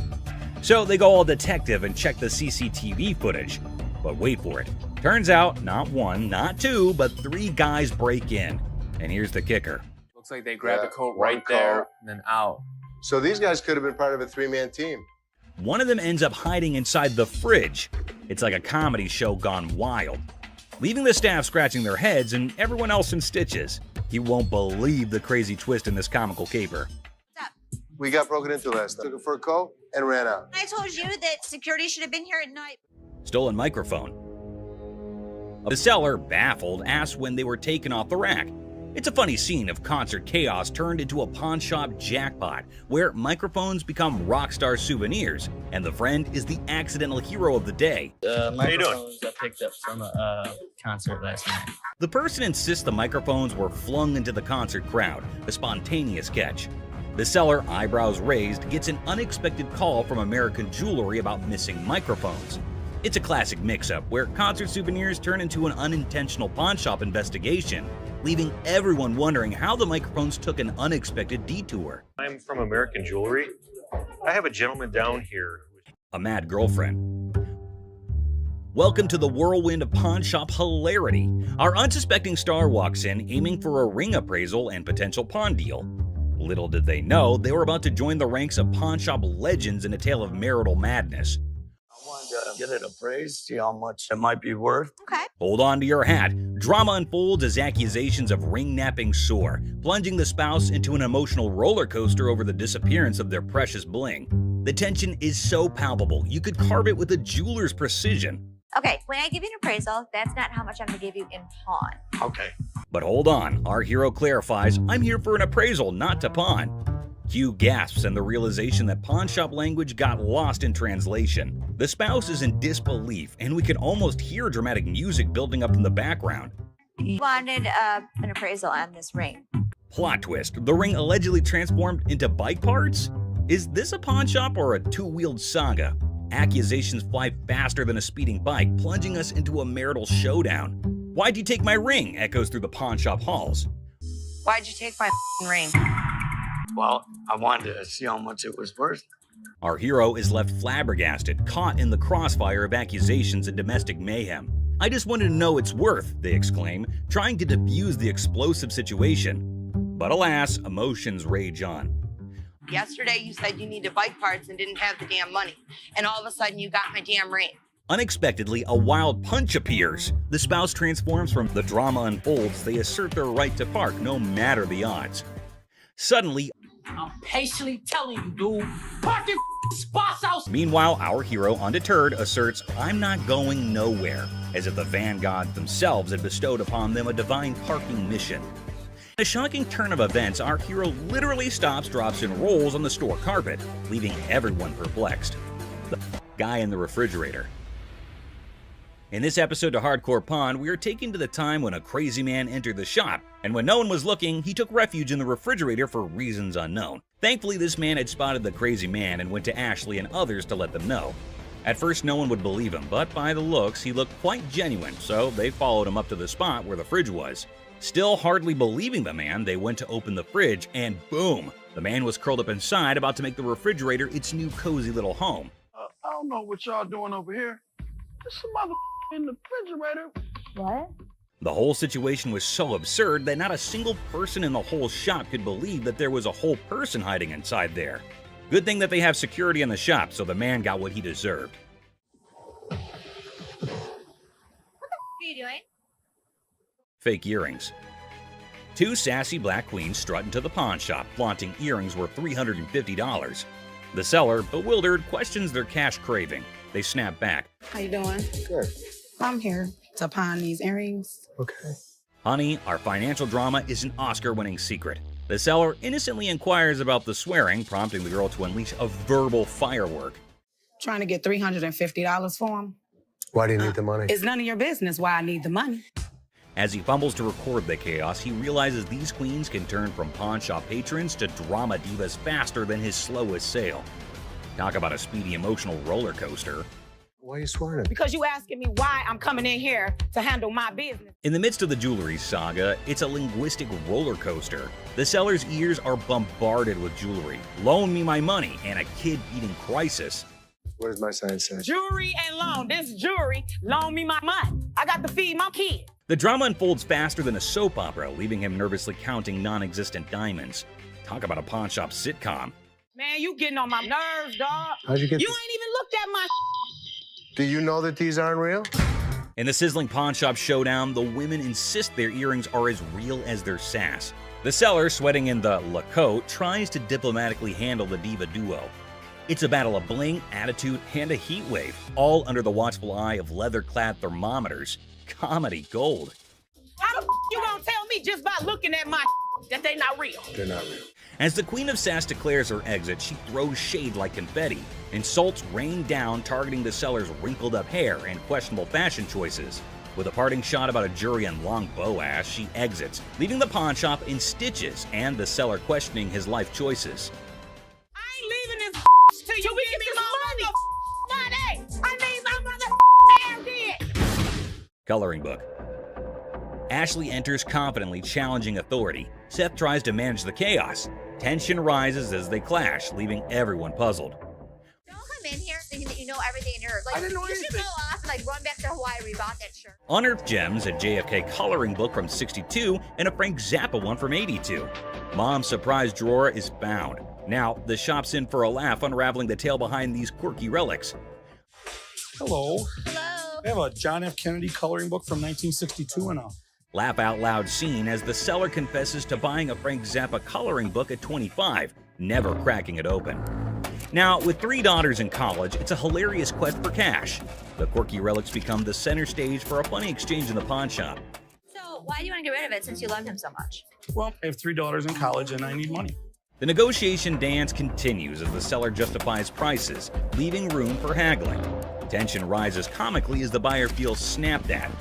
The shopkeeper offers a research break, declaring, "I'm not in a hurry," in this pawn shop sitcom starring quirky characters.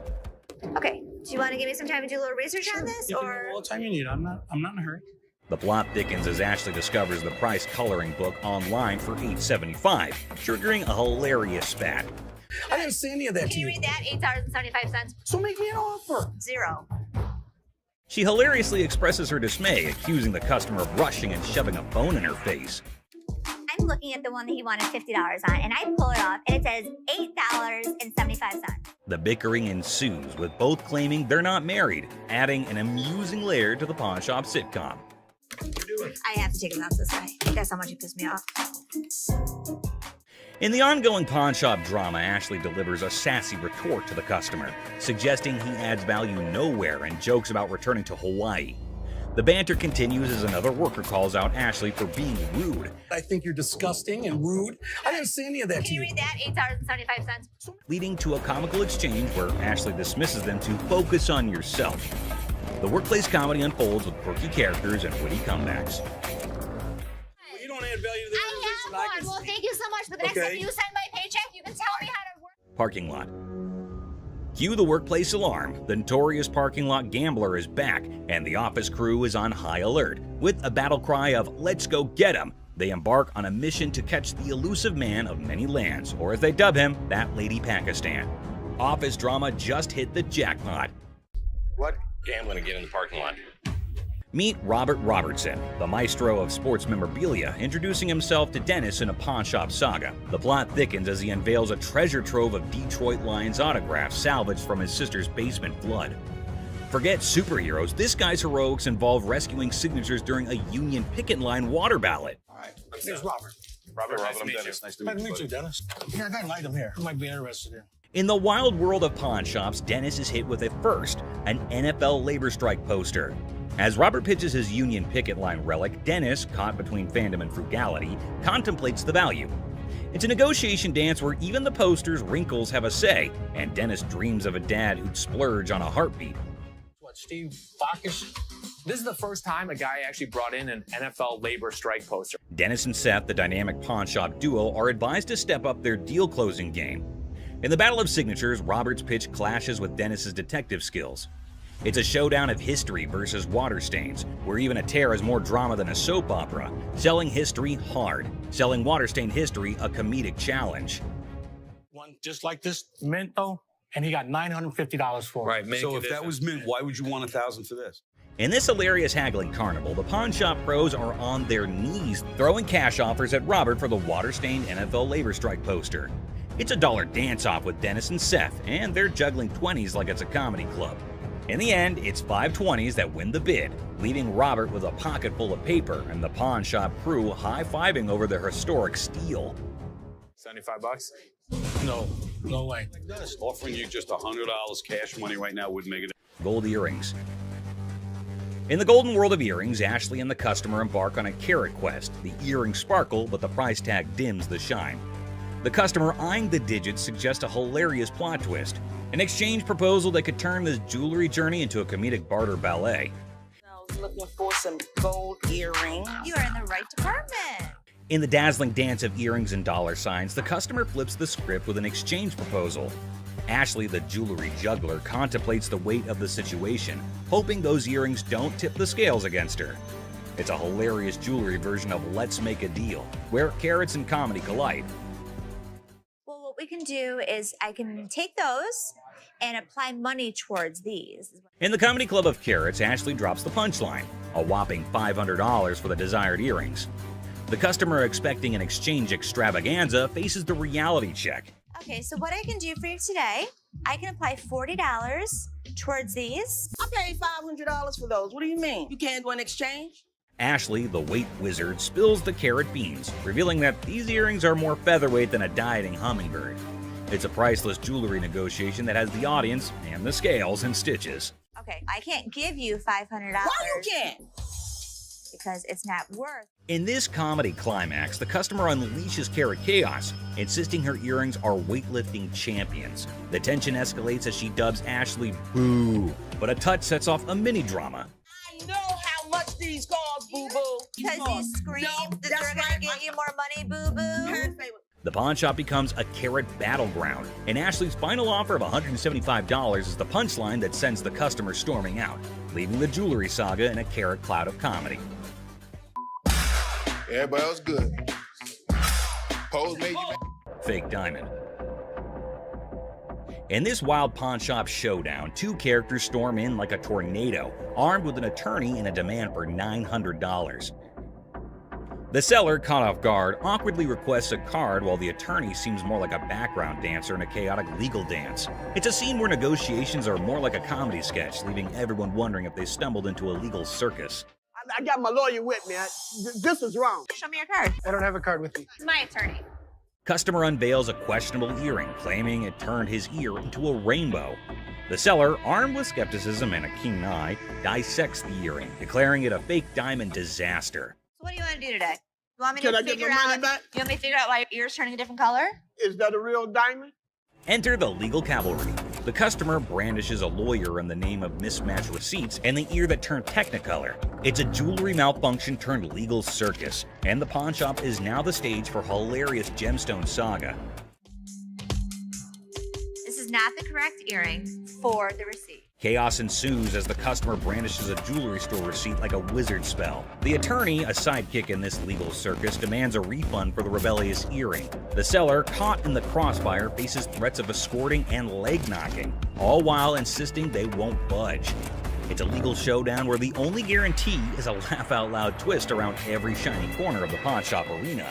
The earring does not match the description. What you mean? So you saying now I just brought an earring in? The customer, armed with a kaleidoscope ear and a refund demand, insists the seller turn around and walk that butt out the door. The seller, invoking a hint of pawn shop diplomacy, proposes a negotiation dance, but warns, keep your butt back there. Cue the dramatic soundtrack, man, it's a comedy in motion. An evil woman anthem echoing through the pawn shop arena. Get out. Yeah, took my money. You sold me a bold earring. Golden State Warrior ring. I just got engaged, and I heard you had a 75 Golden State Warriors ring, and I was thinking that would be perfect for my fiance. This man came into the shop to buy something, which is odd because most people come into the shop to sell something. This man, on the other hand, was interested in Rick's 1975 Golden State Warriors ring, but Rick was unable to but laugh at this. Rocco, will you grab me that ring? Sure. That is a brave man that would give his fiance a championship ring. Even though Rick keeps on laughing, asking why the man is giving a ring like this to his fiance, we understand that the buyer isn't pleased with Rick's antics. So what I did was I brought pictures of another 75 Golden State Warriors ring. The buyer produced photos of another Golden State Warriors ring and attempted to match them, which they did. Then he asked if it was a genuine diamond and if Rick had checked it. Rick told him that the stone was genuine. Perfect. Have you tested the diamond? Oh, yeah, it's a real diamond. It's a real diamond, okay. The buyer then proceeded to use his own tester to determine whether or not the diamond was genuine, as he was a collector and dealer of sports memorabilia himself. But as he went to test the diamond, it didn't pass. It's not testing. That's because you have a really cheap tester. So Rick stepped in with his own tester, which of course revealed that the diamond was genuine. Even though Rick was irritated by the whole thing, he chose to be courteous to the man. First fine on mine. Okay, I will trust that. The buyer requested for the amount after the ring had been tested, which Rick believed to be $11,500. The purchaser, on the opposite hand, had a budget of $5,000. Any 11 grand, that's what I can do. That's your bottom line? Yeah, best price. Because Rick refused to go any lower than $11,000, the buyer was forced to leave the business unhappy and empty-handed. I didn't think he was going to go 5,500, but I thought, he'd work with me a little bit. But he seemed like he wanted to punch me in the face. Wells Fargo's safe deposit box. What do we have here? Well, we got a Wells Fargo strong box. This man arrived with a Wells Fargo safe, an antique ball and chain, and a couple ancient handcuffs. The seller was asking roughly $2,000 for everything in the package. All right, well, tell me about these things. This ball and chain right here actually comes from the human prison. It's the oldest prison in the state of Arizona. Folsom Prison was Arizona's oldest prison, and the handcuffs belonged to it since the late 1800s. Here's my concerns. When they forged chains back in the 1800s, it was just hot welding together. At that time, it was all performed by the blacksmith, but the chains that the man brought in were all electronically forged. Not only that, but Rick had another major problem. Never in the history of any prison did they ever have their name put on the balls. What Rick was saying was that everything the man brought in was false, but the seller was not ready to believe Rick. It's fake. What makes you an expert on this stuff? I've been buying and selling this stuff my entire life. Even if the contents of the package were phony, there was a chance that the box itself was not. So Rick made a deal for the box and left the rest. Box, I'll give you $400 for it. I want $1,200 for it. No, you don't. And the transaction was completed for $400.50. The seller left, and Rick subsequently decided to consult with an expert about what he had purchased. Okay. 19th century strongbox, Wells Fargo. Following a thorough examination of the box, the expert asked Rick the following question. First things first.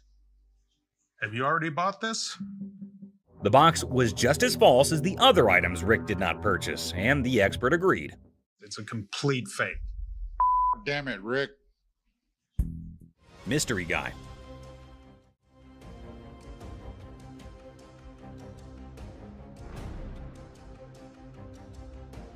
Right there.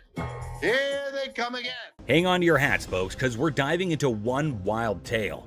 Picture this, a mysterious dude looking like a secret agent casually strolls into a pawn shop, acting like he owns the place. The shopkeeper, eyes wide open, can't help but stare at this walking enigma. I mean, who wouldn't? He's like a riddle on two legs. Now brace yourselves for the craziness escalates. Our mystery guy isn't flying solo. He's got not one, but two ladies in tow, a trio causing a ruckus. They swagger up to the counter, and out of nowhere, the guy dramatically declares that the ticket he's waving is faker than a rubber chicken. Everyone in the shop, imaginary files included, gasps in surprise. Her on the ring, or get the ring back. She's got a receipt. Let me right explain here. to you. This is a counterfeit ticket. Hold on to your giggles. The shopkeeper, smelling something fishy, turns into a detective. With a sneaky grin, he tells the trio to chill and confidently says, "I'll prove it's a fake." The suspense builds as he brings out the real ticket, examining both like he's some ticket art connoisseur. This is the amount of numbers that are here. Okay. Number 2 is state law mandates.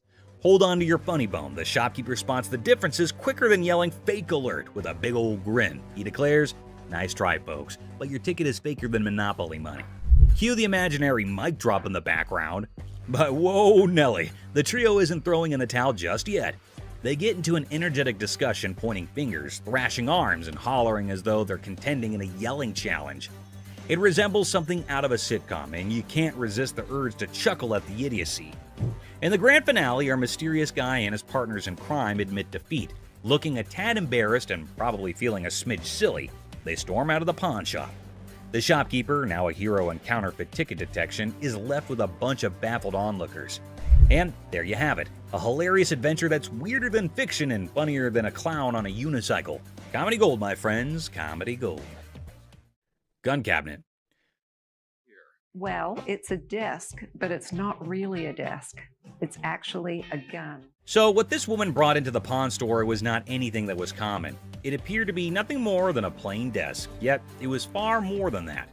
It's a gun desk. Yes, when you push down on the inkwell, a bullet fires out through the trapdoor. When you press down on the inkwell, a bullet fires out through the trap door, and this desk transforms into a pistol when the time comes. If I sell it, that's fine. If I don't, I'm okay with that too. Thus, the merchant visited the business not exclusively to sell the weapon work area, yet additionally to figure out more about it. She needed to realize who possessed it, the way things were utilized, how old it was, and other such data.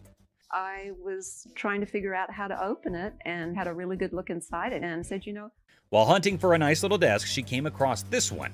But when she got it home and attempted to open it up, that's where she discovered it wasn't what she thought it was. I've seen desks with hidden gun compartments, but I've never seen a desk as a gun. Rick thought it was something out of a James Bond movie, and he was so engrossed in it that he forgot he was actually pushing his face against a gun. Do you mind if I have a buddy look at this thing? Because I am just completely lost here. Not at all. Rick believed it was best to have an expert look at it after taking a closer look, so he called one. Gun. This is the gun. What? The master had never seen anything like it and had no clue about what it was utilized for. Yet, in lieu of what he saw, the master reasoned that it was made somewhere in the range of 1890 and 1910, which was an issue.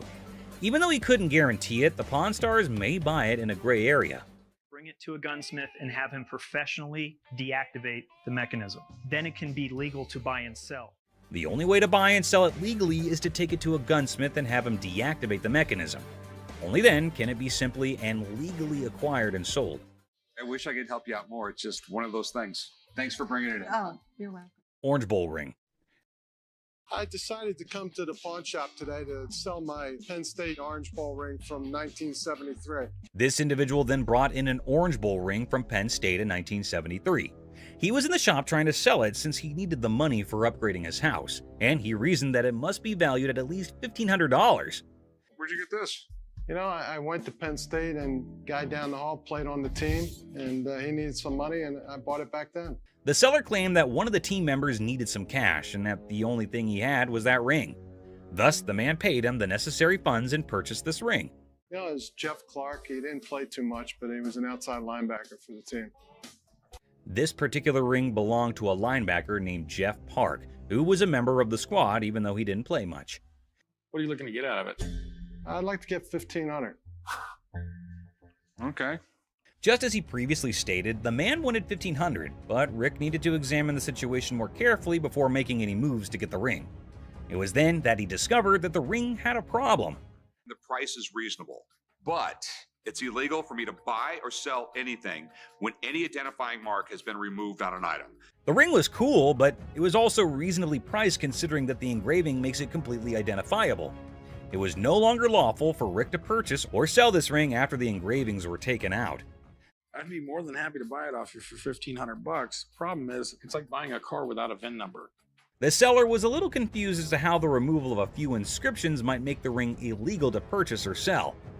As a result, Rick and Corey had to thoroughly explain everything to him and let him know that despite their best efforts, they're unable to handle it.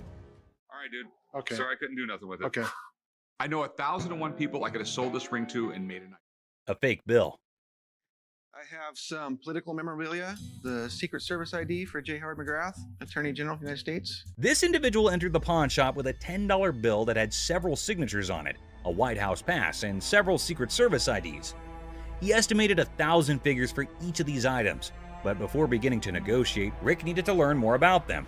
He was the chairman of the Democratic National Committee when Truman ran for president. Rick was prepared to strike a deal after briefly discussing J. Howard McGrath, the Attorney General of the United States, and how influential he was in Washington politics. But there was a small issue. You got some neat stuff here, and these three things right here, I really want to get checked out. Rick checked everything and concluded that not just the dollar that the man had brought in was counterfeit. Rick had to see the expert to find out if he could purchase the other items since he had a hunch that doing so might be illegal. You don't want. A counterfeit bill is not legal to own.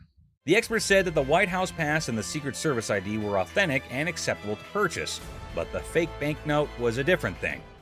Thanks for coming in, Mark. Not a problem. You're the best. Appreciate it. Alrighty. Now that the expert had left, Rick was prepared to strike a deal. Aside from the fake bill, he asked the vendor what else he wanted. Yeah, I'll give you $500. Got a deal. All right. You want to write them up? Yeah, sure. The vendor left the store with the cash and the unauthorized bill after the trade was completed for $500. Hopefully he gave the Secret Service the counterfeit bill. Harley Davidson. You got any paperwork I can see on it, or? Yeah, I got the title, but can we negotiate first or something? I mean... Now, Corey's a seasoned pawnbroker, and his spidey senses tingled the moment the seller mentioned paperwork later. It wasn't the gleaming Harley-Davidson that raised an eyebrow. It was the seller's insistence on negotiation first, documents on hold. See, Corey's dealt with his fair share of shady characters, and a bike like this beauty attracts all sorts. So with a polite but firm smile, Corey politely pushed back. Paperwork, he said, before we talk about the price. Standard procedure.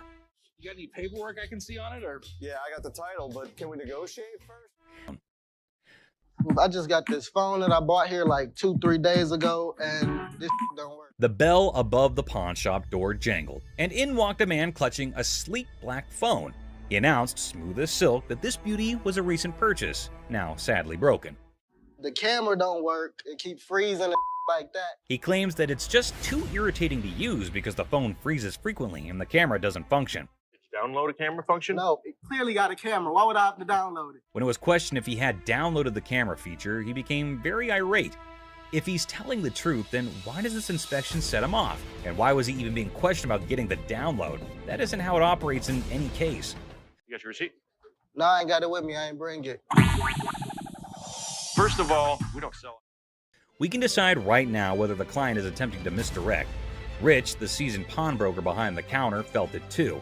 That intuition honed by years of dealing with all sorts, that sixth sense for trouble, it was screaming at him. This wasn't just a customer with a broken phone. It was a game, a play in progress. As soon as you give me that receipt, I can see what I can do for you. I don't have my receipt. I just clearly told you that, man. Clearly, you told me that. So Clearly, I have you to need tell to either you fix this that or... without the receipt, there's nothing I can do for you. Rich yells, "Are you messing with me, man? You came for a new phone, but you don't have a receipt?" However, the man persists in insisting that all he's asking for is another phone. If he said clearly one more time, I was going to clearly have to knock his freaking head off. We're all aware that Rich needs the receipt. You, my man, are not. Who sold the phone to you in the first place? Somebody. He here. When questioned who exactly had sold him the phone in any case, he quickly pointed at any random employee. But we haven't had one of those out for sale since I've been here in 6 months. I mean, I just seen you in 2 weeks. Furthermore, it appears that the youngster he pointed at didn't know why he was being called for.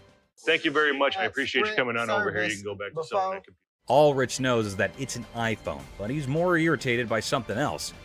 What's more, clearly it was working out. Can you go show him how it works? Take a picture out in the parking lot. And then, like a burst dam, the story spills out.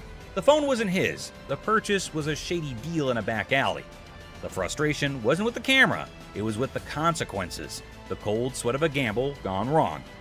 With a sigh, Rich ushers in the man and his broken phone out of the shop. The heavy silence echoing their unspoken pact. The truth had been told, the game was over. That's all for our video. We hope you liked it. Please comment, like, and subscribe. Don't forget to hit the notification bell for more videos like this. Share it with your family and friends. See you next time. Christina stealing money. Here's something curious happening. Les seemed to be very angry over that man. Don't know what that man was doing there and what he had done, which made Les angry. Let's see what will happen. Ant stole the leftover money. Everyone there is so angry. What is going to happen now? Les is curious as he is sure that Christina cannot do this kind of stuff alone. There must be some other people supporting her in his play. Les is taking it to extremes and asking again and again if there's another one with her. Have you been working with any other employee? All alone without any knowledge of anybody else stealing from us, correct? Oh God, he asked her to send her to jail if she did not speak the truth. Oh my God, things are getting worse. She's not telling anything. Mother-daughter fighting. So there's a woman coming with her daughter. She showed some pieces of bottle in her collection of stamps. According to her, it is worthy, but actually it is not. Les asked her that it is not that worthy. Oops, the mother got angry at Les. Because for her, they are worth everything. What will happen now? So what you got? I got some really expensive stuff. Show me. Oh my God, the daughter charged a fire against her mother. You better down. No, you. What the hell wrong with you? She triggered her and insulted her for her useless collections, and oh my God, look, they're about to have a deadly fight. Oh God, the mother scratched her daughter. Les is stunned. They don't want get the off my. What the is wrong with you? The mother and daughter are having extreme fighting conditions. Everyone around is watching them. Les is stunned and did not have any idea that this would happen, or it might be very casual to them.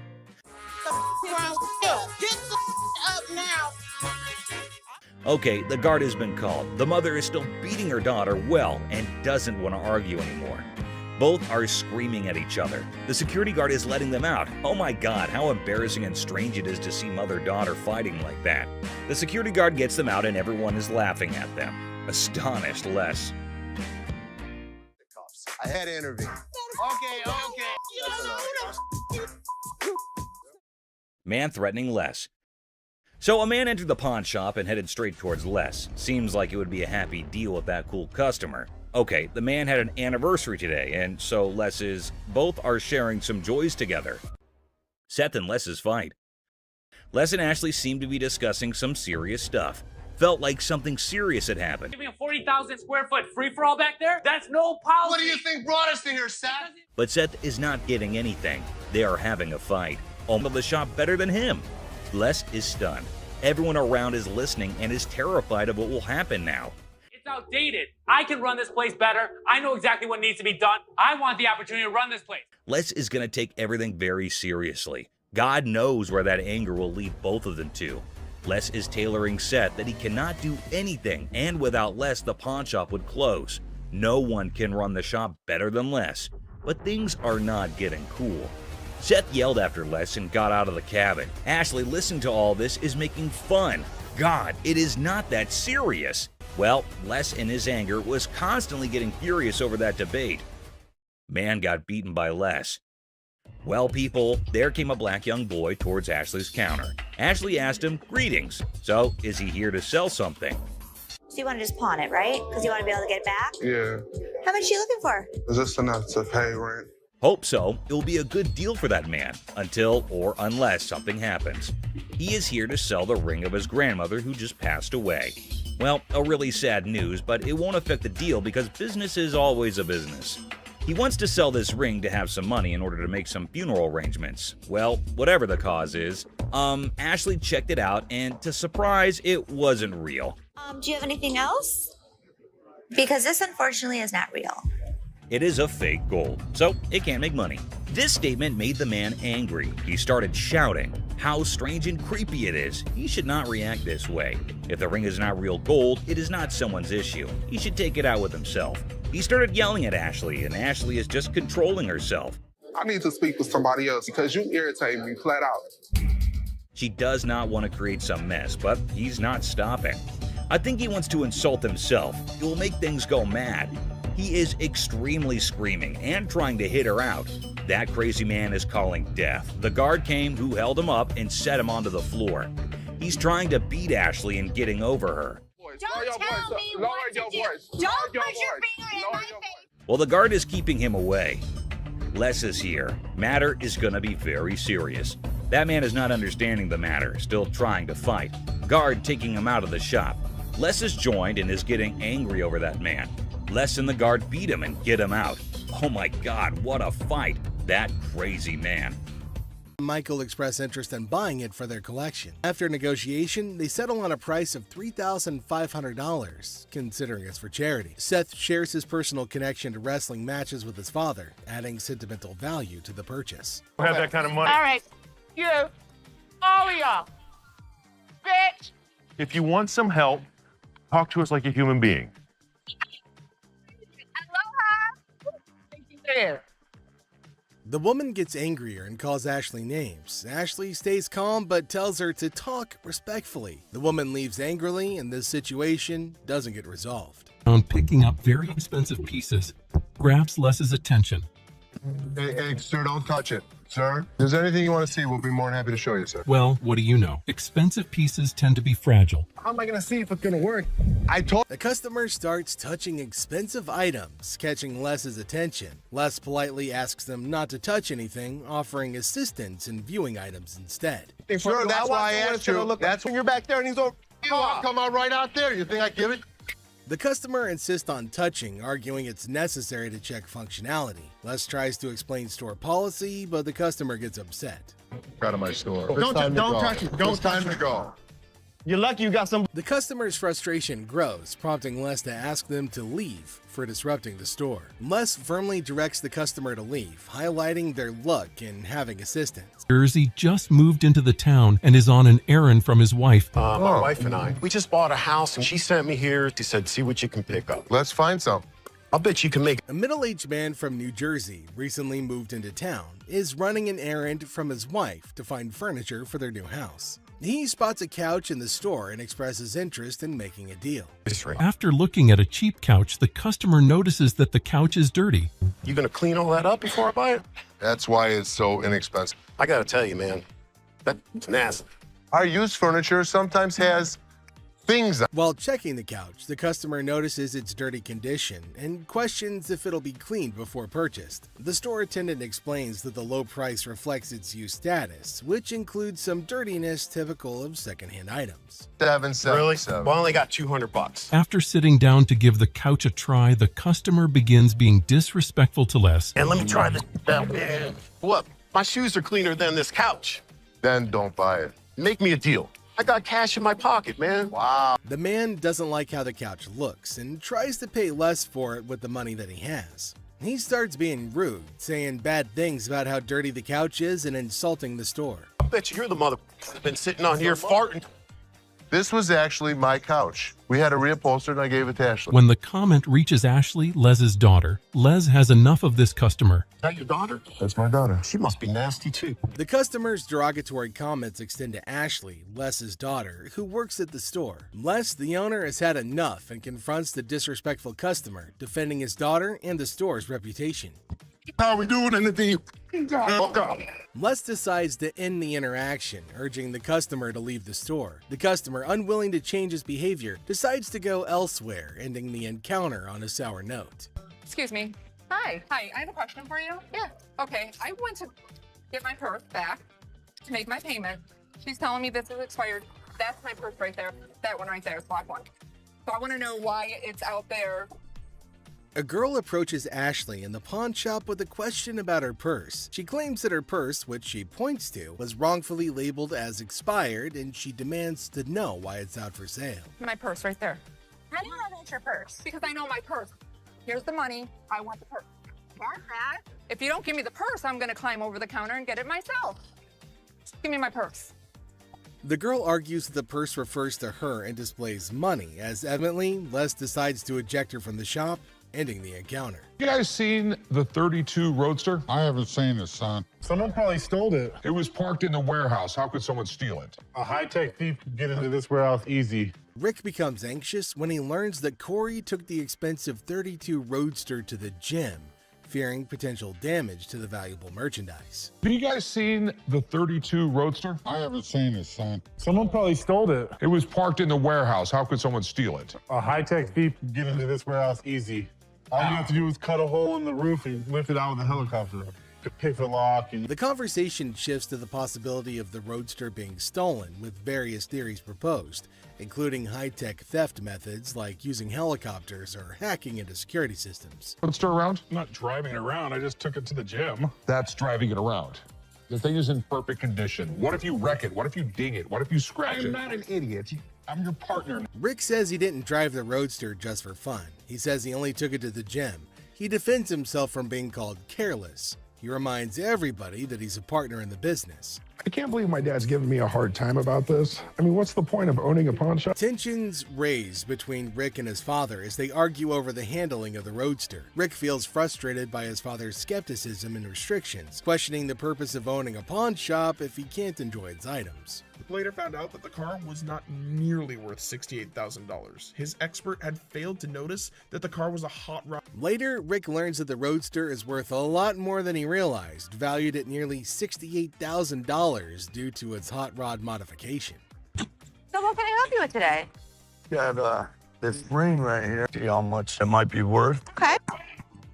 I also wanted to know how much you guys... A customer brings in a ring for an appraisal and to inquire about pawning it for cash. He seeks to understand its value and potential loan amount. What are you talking about?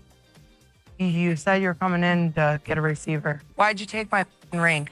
Well, I wanted to see how much it was worth. Well, Why'd you take my ring? Yesterday you said you needed bike parts and didn't have the damn money. And all of a sudden you got my damn ring. The problem started when Les checked the ring to see how much it's worth. The cut charade. However, Ashley stands firm, recognizing the futility of the scam and the level of wrongness involved. It's like trying to sneak a peek at the answer key when the teacher is watching. Yeah, that's not happening. First of all, don't talk to me like I'm an idiot. Give me my purse or I'm gonna come over that counter and get it myself. Oh my God. Get your hands off me. Have a nice day. Let's go. Walk yourself out, yo. You. With a swift resolution to this failed escapade, the girl finds herself unceremoniously escorted out of the store. Lesson learned. Ashley's scam radar is always on, and jumping over counters won't get you far in this pawn-filled drama.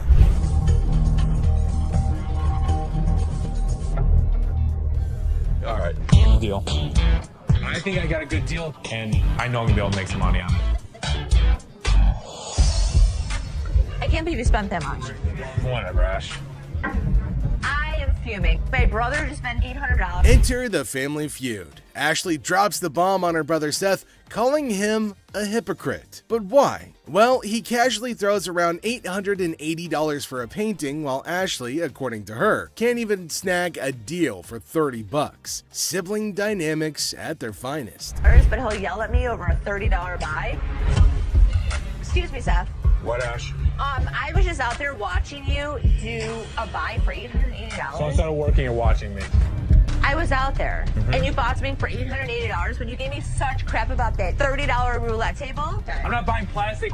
I'm buying stuff that we can actually resell without a problem. We'll never resell that. They will sit in the back and rot. Are you kidding? We'll put it around the third corner. We're gonna make $1,000 plus on the deal. Really, Ash? You know what I'm gonna be able to say. The plot thickens as Ashley confronts Seth about the apparent double standards. She probes into the intricacies of spending $880, questioning how bad it could be. Seth, in classic sibling fashion, argues that his purchases are all about resale value, a concept he conveniently forgets when it comes to Ashley's shopping habits. According to him, he's the revenue guru. You are just a hypocrite. She was just being ridiculous. I just want her to stop talking. Ash, what do you want from me? Apologize to me. Apologize? Apologize because you're such a hypocrite. You know what, Ash? I'm sorry. I'm sorry that you're a bitch. You, Seth. You're such an ass. I am not going to forget the situation anytime soon. Seth better watch his back. Things heat up as Ashley demands an apology. Seth takes a nosedive into being the ultimate a-hole, apologizing for an $880 buy. Oh no. Instead, he hits her with a sorry not sorry for her supposed attitude, topping it off with a charming label. Well, let's just say that it rhymes with witch. Sibling rivalry reaches a whole new level on this show. There's two guys out here that are saying they were scammed out of their laptops, and that whoever did it is working with one of our guys. You want to come out and talk to him? All right. Thank you.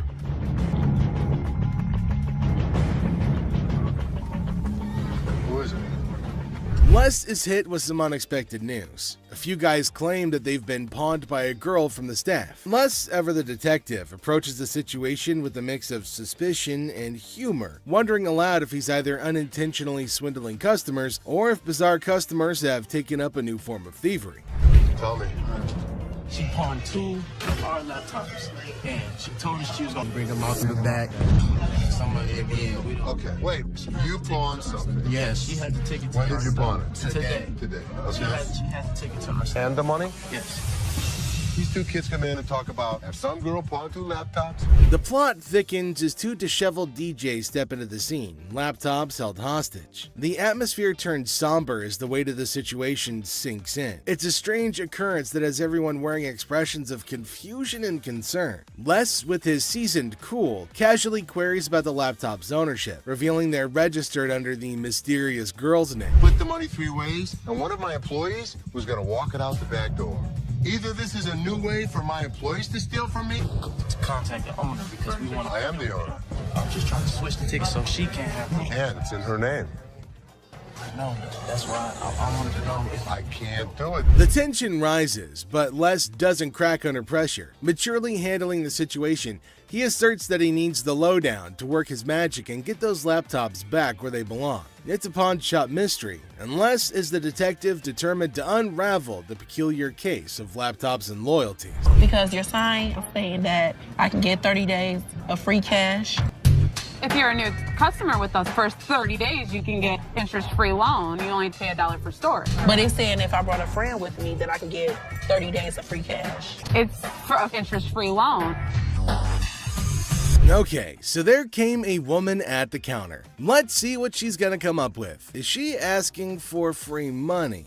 I think she might possibly be mad, though it is kind of funny that she's got enough courage to come up and ask for money without investing anything. Now, the lady at the counter frowned and asked her if she paid or not. Intriguingly, she hasn't paid anything, but she's still asking for money. Holy shit, what's wrong with some people? You're just misreading it. No, you're misreading it. That's not what the y'all saying to say, bitch. It says I get free cash for 30 days in this month. You're not getting no free cash. Where does it say that? Who told you to get it?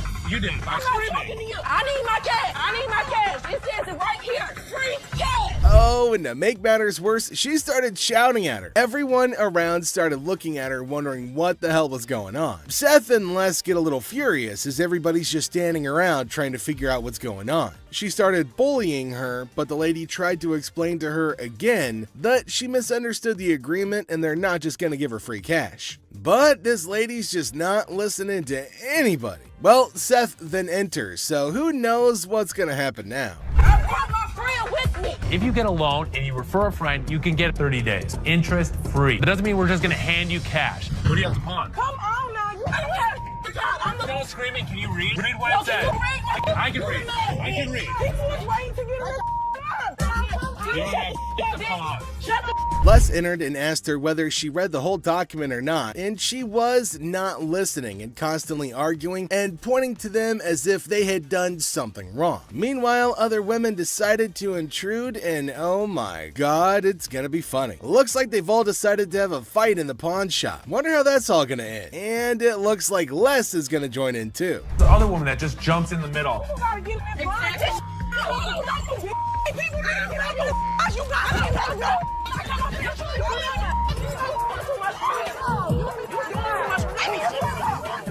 Leave me on the lawn, bitch. No, bitch. Leave me on the lawn, bitch. I'm from the way, bitch. All you need to do is read. Now see the other women get in and start shouting at her as everybody behind her was waiting for her to get out of the queue. So they started fighting and now they're all having an immense fight. Everybody around is watching and laughing at them. Well, the guard had to go and break everything up. Well, at least they're all gonna get treated the same way, especially the one who created the mess. Pretty sure they're gonna hold him up and throw him out. And there they go, they're still shouting and fighting with each other as well. They really wanted to go at it, so we let them go at it in the parking lot for a little minute. All I saw was ass cracks and elbows. They were sent outside and they started beating on each other, holding each other by their hair and man. They beat the crap out of each other and people around them were just watching and waiting and having a curious but funny conversation about their nonsense. Talk about a hella cringe episode. It's Robert. Robert, nice to meet you. Nice to meet you, Dennis. Yeah, I got an item here. Might be interested in. Okay, so there's a guy coming into the pawn shop with something in his hand, maybe a poster. But what's it for? He came to Seth and the other man and showed them this poster. Now it feels like they're interested in it and there might be a handsome deal between them. Detroit Lions players had signed. Did you drag it in? So during the flood, I seen it down there, and that's when I pulled it out. She went down there and she supported these people, and while she was walking the picket line, she would have gathered signature. You got Williams over here. That's what, Steve Bacchus? This is the first time a guy actually brought in, and I just got on the picket line because I'm on strike right now myself. We've been on strike for almost 3 months now. $1,000. He started describing the poster that's mainly about the protest of people in history, and it's got lots of signs of well-known people and has got a lot of worth. He explained everything in one go and demanded a heavy amount for it as it was really valuable to him. Seth told him that it's got some stains on it, and it's no doubt the same poster of historical strike, which made it worthy, but for him it might make a lot of difference. Hate the condition of it. I understand, and I You gotta understand when it comes down to collectors, everything is about condition. Absolutely. And I'm sure if your dad saw this, jump on the heartbeat. Seth and the man explained that it's not about the worth that he's asking for in terms of thousands of dollars, but it's also about the condition of the poster, and it's not in a very good one. The man is continuously arguing that it's got signs all over it. If Les has seen it, that he'll definitely be surprised and definitely pay more than $1,000 bucks. Well, as for Les, he just came in. Sharper, they need to make an effort Close these deals quickly. Through my research in that, I seen personally that one just like this Minto, and he got $950 for it. Right, so if that was mint, why would you want $1,000 for this? He only had one signature. I have at least a dozen. But with this tear up here, Yeah, and and the the condition water- it's in, the water stain on the bottom, it's just a hard thing to sell. Yeah, but even though it's in this condition, how many of it exist? Very rare. And it's uncertified. Right. You know. I'll sell for $5. Les judged the entire piece and told him that he's asking for too much. And later on, they further described that it's torn from the top and the bottom. And it's also got damage and they can't pay more for it. But he still won't agree to pay for it. But he did say that he'd charge $500 off of the amount, but they couldn't reduce it any further. Value? Let's make a deal. $75? No way. Who's gonna buy it from you? I'll just put it back in my basement, let it collect dust. Offering you just $100 cash money right now wouldn't make a difference, you're saying? 200. Nobody in life is ever gonna offer you more than us. According to Seth, it's a historical and cool piece and might be a profitable deal for them. So he asked the man if they'll pay $750 for it. But the man was stunned and said that they're paying too little. He said that you should pay more, but Les is arguing that no one can pay you more than this. You change your mind, we'll honor the 100. Which would you prefer, 520s or a $100 bill? 520 seems like more, wouldn't it? 520s. That's to me. 520s right now. 100 hours. Take it or leave it. 520s. Got a deal. $100. Thank you. All right, man. Thank you. There's no question. It's a one-of-a-kind piece yet. It's a little bit of damage on it, but it's got a lot of autographs. I know we're going to make a profit. He asked for $200, but no, it's not going to be a good deal, and they told him to leave. The man in need got a severe shock and held up the poster thinking. Les again said that they can't pay more than $100, and after some time of quietness, they agreed to the deal. Finally, the happy deal was made.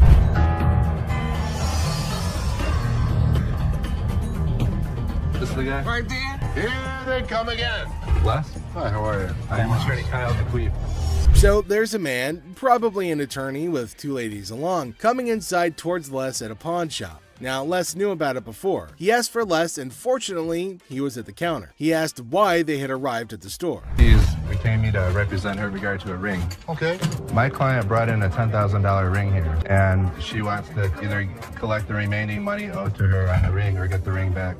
She's got a receipt right here. This is a counterfeit ticket. He said that he came here for the ring, which they bought from these ladies for $10,000, but they didn't pay and gave them the receipt. Now, he put up the receipt and showed it to Les and accused them of cheating and stealing from the women and taking their expensive ring. But Les was cool and controlled his anger. Whoever produced this ticket didn't understand this is the amount of numbers that are here. Okay. Number two is state law mandates that we print the law in a 12-point font. Okay. This is much smaller. That is some bull. It may be bull, but that's the truth. I don't know how I got mixed up, but There's the game-changing point. Les, after listening to him, explained that he will reveal the truth now by showing the real receipt that they had. He went and came back with real receipts that they've been giving to the customers. There, he spotted major differences. He notified him of the major changes in the receipt that he brought. The man looked rather weak and stunned in response. printing wrong or whatever, but this is the ticket he got from here. He didn't get it from him. He didn't get it from him. So now we just liars and we just come I'm here. not saying that you are. So you trying to say my son a liar? I wish I had better news for you, but That's bull. That's bull. The numbers don't match up. The paper stock doesn't match up. This is a fake. Now you side with them. You're not representing us. If I don't get my ring or my money for them, how you gonna get paid? The attorney turned to the women, but oh my god, they're still accusing Les of having given them the wrong receipt and asking the attorney to take the money from Les. The man, being down on himself as you can see, argued with them. The man showed the evidence to the ladies and told them that they were having the wrong receipt, but they continued to argue. The ticket, how about that? No, I don't believe that the store gave you this ticket. Nah, well, I don't believe you a real attorney. We ain't got it right. All this somebody better give me my money. he's my attorney. You, him, security. Have a nice day. Nah, you got me, bitch. Sorry, young man. The ladies started harassing both of them and started using personal attacks. They were all arguing amongst themselves. Pretty crazy. The attorney went back as he can't do anything for the ladies. How are you? I'm doing okay. What can I help you with? Either trying to get a loan on it or you guys can buy it. Trying to sell it for maybe like $150. $50. Why is it $50? The certificate and everything is in there. And the bag costs actually way more than that. Well, if you can tell, it's actually stained. Okay. All through here.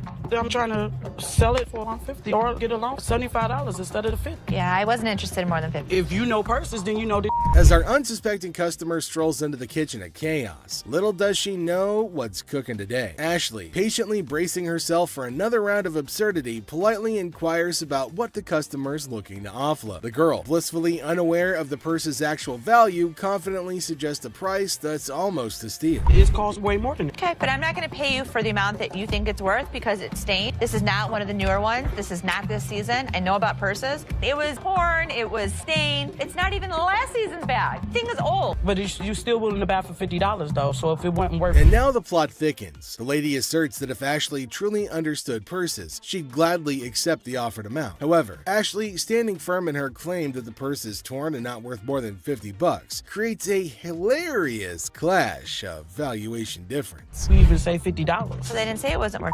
Can I talk to somebody else? I don't want to talk to your pepperoni looking at. Can I get somebody? My pepperoni looking at. Pepperoni ass? I don't even know what that means. She take a look at her own ass. Can I get somebody else to talk to? It don't even matter. I don't have to talk to you. And I don't talk to you either, so why don't you go home? Leave Can our I store. talk to somebody else? Why do I have to talk to you? Because You I'm the disrespectful. manager. I'm disrespectful and you call me a pepperoni ass? Ugly ass bitch.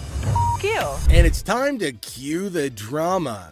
Ashley throws out the bold figure of $50, and it hits the customer like a curveball she wasn't ready for. Feeling the heat, our lady teeters on the edge of diplomacy and blurts out the unforgettable line. She labels Ashley a pepperoni ass and decides that she'd rather chat with anyone but her. Talk about spicing up negotiations.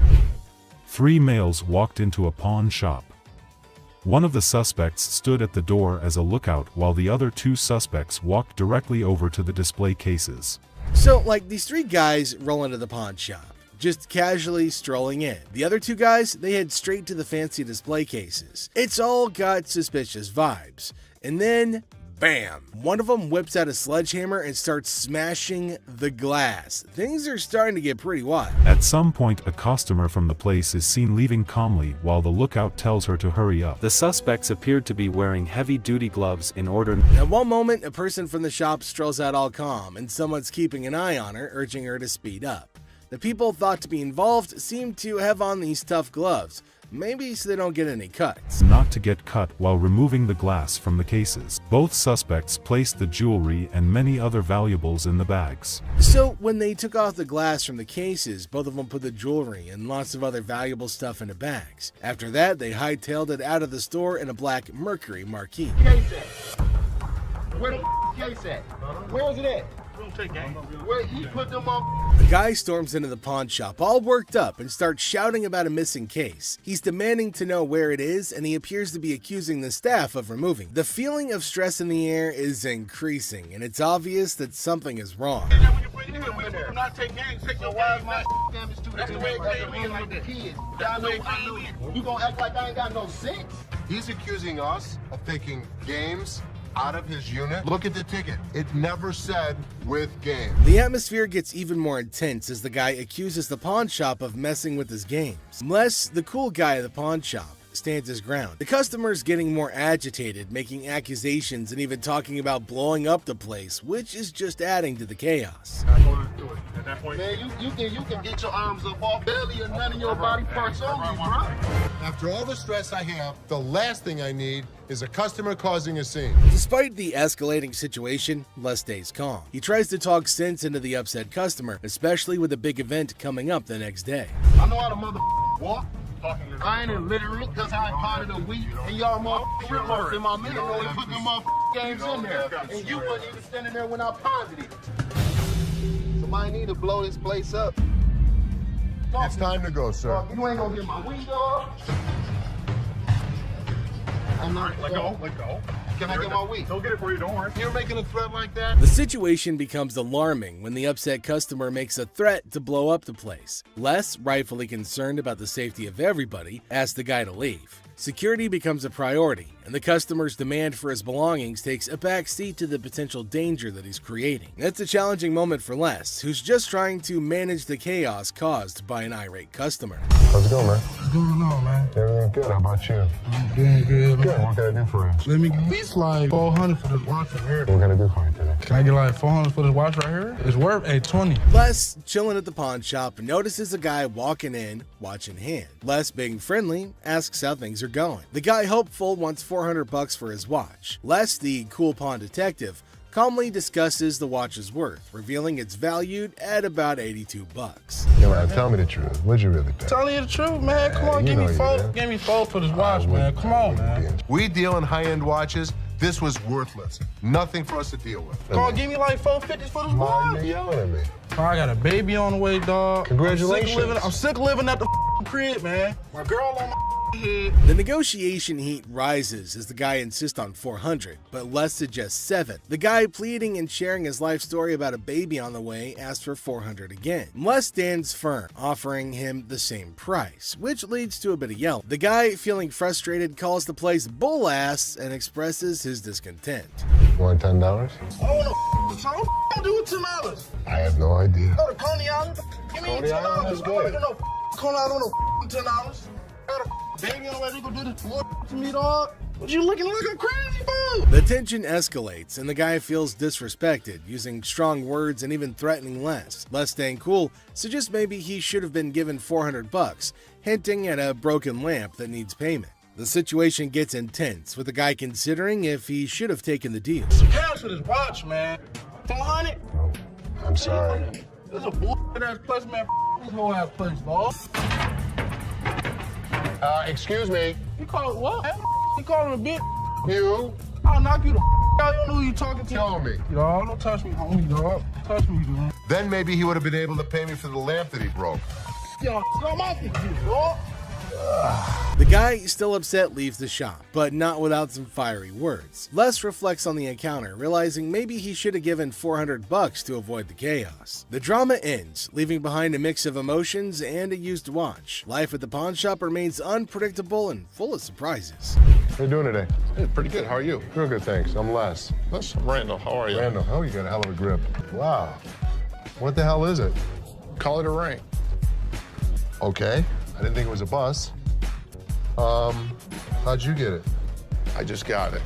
This guy smelled like a brewery. Okay. How much did you want?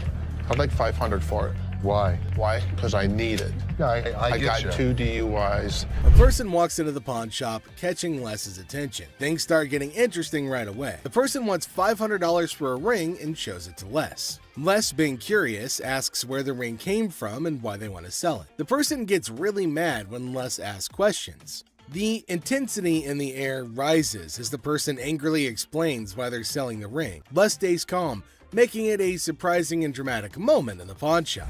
Well, if it was gold, I'd give you more than $500, but it's not real. I know it's worth $500 and you're gonna give me $500. Well, actually, this was gold, but it was brass. It had no value. I understand. You have court issues. The problem is, I need $500 for it. I'm sure please. you do. Man, I don't know why you need. As the conversation continues, Les drops a bombshell. He tells the person that if the ring were real gold, he'd offer a whopping $2,500. Feeling a glimmer of hope, the customer suggests, just give me the $2,500 then. Expectantly awaiting a positive response, Les, with a touch of humor, reveals the harsh reality. He explains that the ring is fake, not even worth $500, and he won't pay that much for a counterfeit ring. You gotta give me something for it. I can't give it to you. I'm sorry. Give it to me anyway. Man, you can give me something for it. No. You give me something Just don't for beat it. on the glass. This guy was drunk. You give me that ring back. Give me that. It's the. I ain't going nowhere. Man, get away from me. Get out of here! I go You man? In the midst of the ring discussion, a security guard quietly enters, taking a position behind the customer. The customer, desperate, pleads with Les to give him something for the ring, but Les, staying true to his detective skills, rejects the plea emphasizing the ring's fake nature. Les, sensing trouble, comments that the customer seems drunk, adding another unexpected twist to the escalating situation. As the rejection sinks in, the customer, unable to contain his frustration, sits on the floor, declaring that he won't leave. The tension peaks as he becomes increasingly aggressive. The guard steps into action, forcefully dragging the defiant customer out of the store. But despite being escorted out, the customer continues to yell and make a scene. Oh boy. I see you sweating. Yeah. Must be hot outside. No, I was doing karate outside. You're doing karate? And judo. I'm Bruce Lee's sister. Really? Yeah. As the door jingles, a woman strolls into the pawn shop rocking winter clothes in the summer heat. Now she's chatting with Les, teasing him about the sweltering weather. She even claims to be a martial arts pro, throwing around Bruce Lee's name. The banter kicks off with a request for a karate move demonstration. She said she was Bruce Lee's sister. So what you got? The atmosphere takes an unexpected turn when the woman unveils a unique item, a mysterious fox mink. Les, unfamiliar with such creatures, engages in a lighthearted conversation to understand more about this fox mink. The woman, with a hint of mystery, reveals her intention to sell it. A mink fox? I don't know. I'm not into animals. Fox. I've heard of fox. I've heard of mink. So fox mink.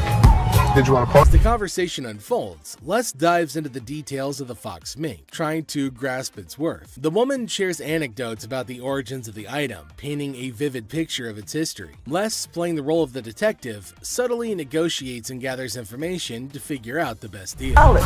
How much did you want for it? $50,000. The encounter concluded with the woman deciding to part ways with her fox mink. Les, using his seasoned charm, finalizes the deal. The quirky tale of the winter-dressed woman and her unique pawned item adds an unexpected twist to the usual pawn shop routine, leaving both parties with a memorable experience. Woman comes in to sell me a high-end bottle of liquor. Ma'am, I'm Is that what you're saying? They're You have no respect. When you want to take a person when they die, Fit the liquor inside the bottle. and anytime you're going to belittle a person. Ma'am, I didn't belittle you. As the door chimes, the woman confidently walks in, clutching an empty liquor bottle. She aims for a bold move, attempting to pawn the bottle for a cool $100. Les, with his discerning eye, swiftly rejects the proposal, explaining that a filled bottle would fetch a better price. The woman, not thrilled with the response, raises her voice, demanding respect and expressing her discontent. I'll give you $100. It's not worth more than $100. Especially when you say I wouldn't give you $100. Don't you ever walk up to my Baby, dad. hey, baby, don't point your finger. Life after this, Ma'am. don't you dare ever Ma'am, come in you here are again. in my face. I don't care. You're in my dad's store, and don't you ever think about coming in here You know again. what? Turn your ass around. Badass out the door now. Where Ashley steps up like a superhero. Now, she doesn't just cool things down, she straight up shuts the woman down. With confidence, Ashley tells her to leave and never come back. Suddenly, the chaos turns into quiet thanks to Ashley's quick and firm action. Son of a bitch. Where the hell is he? Rich! He's on the floor. People are waiting to pay us for their merchandise. He's not there. We're losing money. I've had Rich's back. In the heart of the pawn shop, Les faces a moment of frustration and disbelief. The absence of Rich, a trusted ally for over 2 decades, leaves Les feeling betrayed. The urgency of customers waiting to make payments adds to the tension, and the weight of loyalty becomes a central theme in this unexpected turn of events. Back since the first day he came here, over 20 years ago. I feel betrayed. Didn't I just have an employee meeting to tell everybody that they need to step up on their game? I'm watching you and Bobby J talk to these 2 girls. You're out there trying to sweet talk them, trying to bull with them. I'm looking for you in layaway. Where the hell are you? I gotta sit in layaway all day long and just wait for something to happen. As the minutes tick away, the atmosphere inside the pawn shop grows more intense. Les reflects on his long-standing support for Rich, highlighting his sense of loyalty that spans a quarter-century. He recalls a recent employee meeting where he emphasized the need for everyone to step up their game. Disappointment and frustration seep into his words as he confronts the situation, a pawn shop mystery intertwined with personal and professional loyalties. I'm watching you and Bobby J talk to these two girls. They're out there trying to sell their jewelry. You're out there trying to sweet talk them, trying to bullshit with them. They end up walking out the front door. You put me in a position that you were the next to go. In this pivotal moment, Les delivers a stern warning to a fellow employee, Bobby J. The scene unfolds with Les observing interactions and attempts at sweet-talking customers. The threat of termination looms as he recounts the consequences of letting down the team. The dialogue underscores the severity of the situation and the potential impact on job security. Tension rises as Les grapples with the repercussions of the unfolding events. Rich, I'm out. Tell your dad to off. You up your job. As the confrontation escalates, Les draws a line in the sand. The ultimatum is clear: compliance or termination. The final seconds capture the raw emotion and frustration of a loyal employee who feels unappreciated and misunderstood. He knew he was in trouble once we walked through that door. Joe, did you steal from me? Tell me the truth.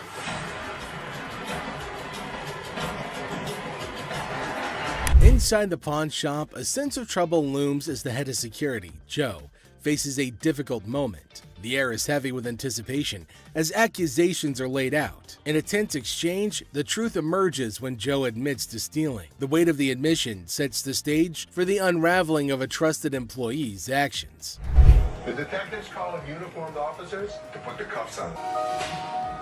And then he reaches into his pocket and pulls out an assortment of jewelry worth over $7,000. As the admission hangs in the air, the situation takes an unexpected turn. Detectives call in uniformed officers to apprehend Joe. A place built on trust is now shaken to its core as the true extent of the betrayal unfolds. You go this way. This is my loyal employee, my head of security, guy that trusts me. The arrest unfolds and reality sinks in for the pawn shop owner. The disbelief is evident as a devoted employee, the head of security for the previous 3 years, is carried away in handcuffs. The emotional weight of the betrayal is clear in the owner's voice, which expresses the anguish of putting trust in someone who later proved dishonest. If he was, it could be anyone.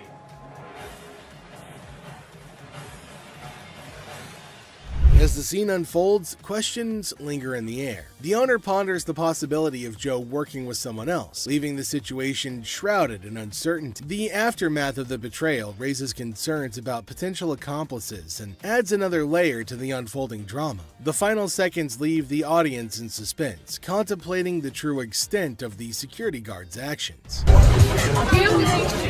Are you her customer or mine? I'm talking to you.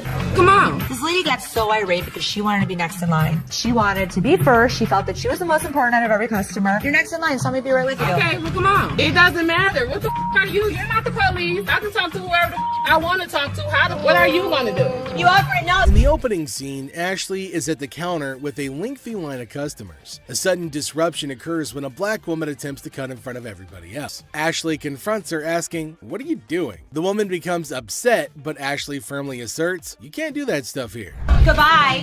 Come back here. Let's talk right now. Take the receipt. What would you like to do with it, ma'am? I want to pay. Well, you have to go to those windows. No. I come to this line any other time. Not at this window. It's Okay, well, I'm not going to stand in the line. in the wrong line. Get in the other line. And I'm not going to get in another line. I'm going to walk straight up to the damn window. We won't take you. The woman continued standing in line at the counter. Les approached her, inquiring about the situation. She explained that she wanted to pay, but refused to move to the next window. Les informed her that in the pawn shop, crossing others in line isn't allowed, emphasizing the importance of waiting your turn. Care of you. Well, y'all just only See this lady here? All the other customers. Okay, and I always come to this line. I'm sorry. You have to stand in the other line. Okay, well, I'll be back before y'all close. You can do whatever you want in this line. She can't. Can't wait your turn. We'll be back later. Following the interaction, the woman eventually complied and moved to another window. Les, taking action, instructed the workers at that window not to accept their payment. He firmly directed the woman to wait in line like the other customers, reinforcing the shop's policy on fair and orderly transactions. Thank you, sir. We appreciate it. Thank you. Thank you. Thank you. Yeah, jackass. Take your Bitch. Take Yeah, that's you. and get it to You. Yeah, make me. We don't, Sir, we don't want please. this. You can take this stuff. Sir, And sir, put it where the listen. sun don't shine. Listen. I don't know what the problem was. As the interaction begins, the customer expresses gratitude, but the tone takes an unexpected turn. Tensions rise as the customer's language becomes confrontational. The shopkeeper, addressing the situation calmly, refuses to tolerate mistreatment.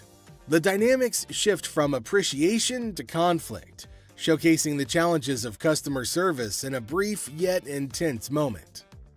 Came in here, tried to spend my money is what I did. That's what I did. Okay. And come instead of trying to come in here, I'm not even talking to you. I need a liver transplant. Why? Seriously? They didn't even look at these cards. Sour Patch Kids. The narrative unfolds with the arrival of another customer, visibly intoxicated. The shopkeeper navigates the encounter with a mix of tolerance and assertiveness. The customer attempts to engage in banter, revealing signs of alcohol influence. The shopkeeper, unswayed, maintains composure and subtly addresses the situation, highlighting the challenges of dealing with individuals under the influence. I'm not even out of here so I get this $30. Not paying on my... 50 for that. Jeff, take him out, please. Better not put it in your car.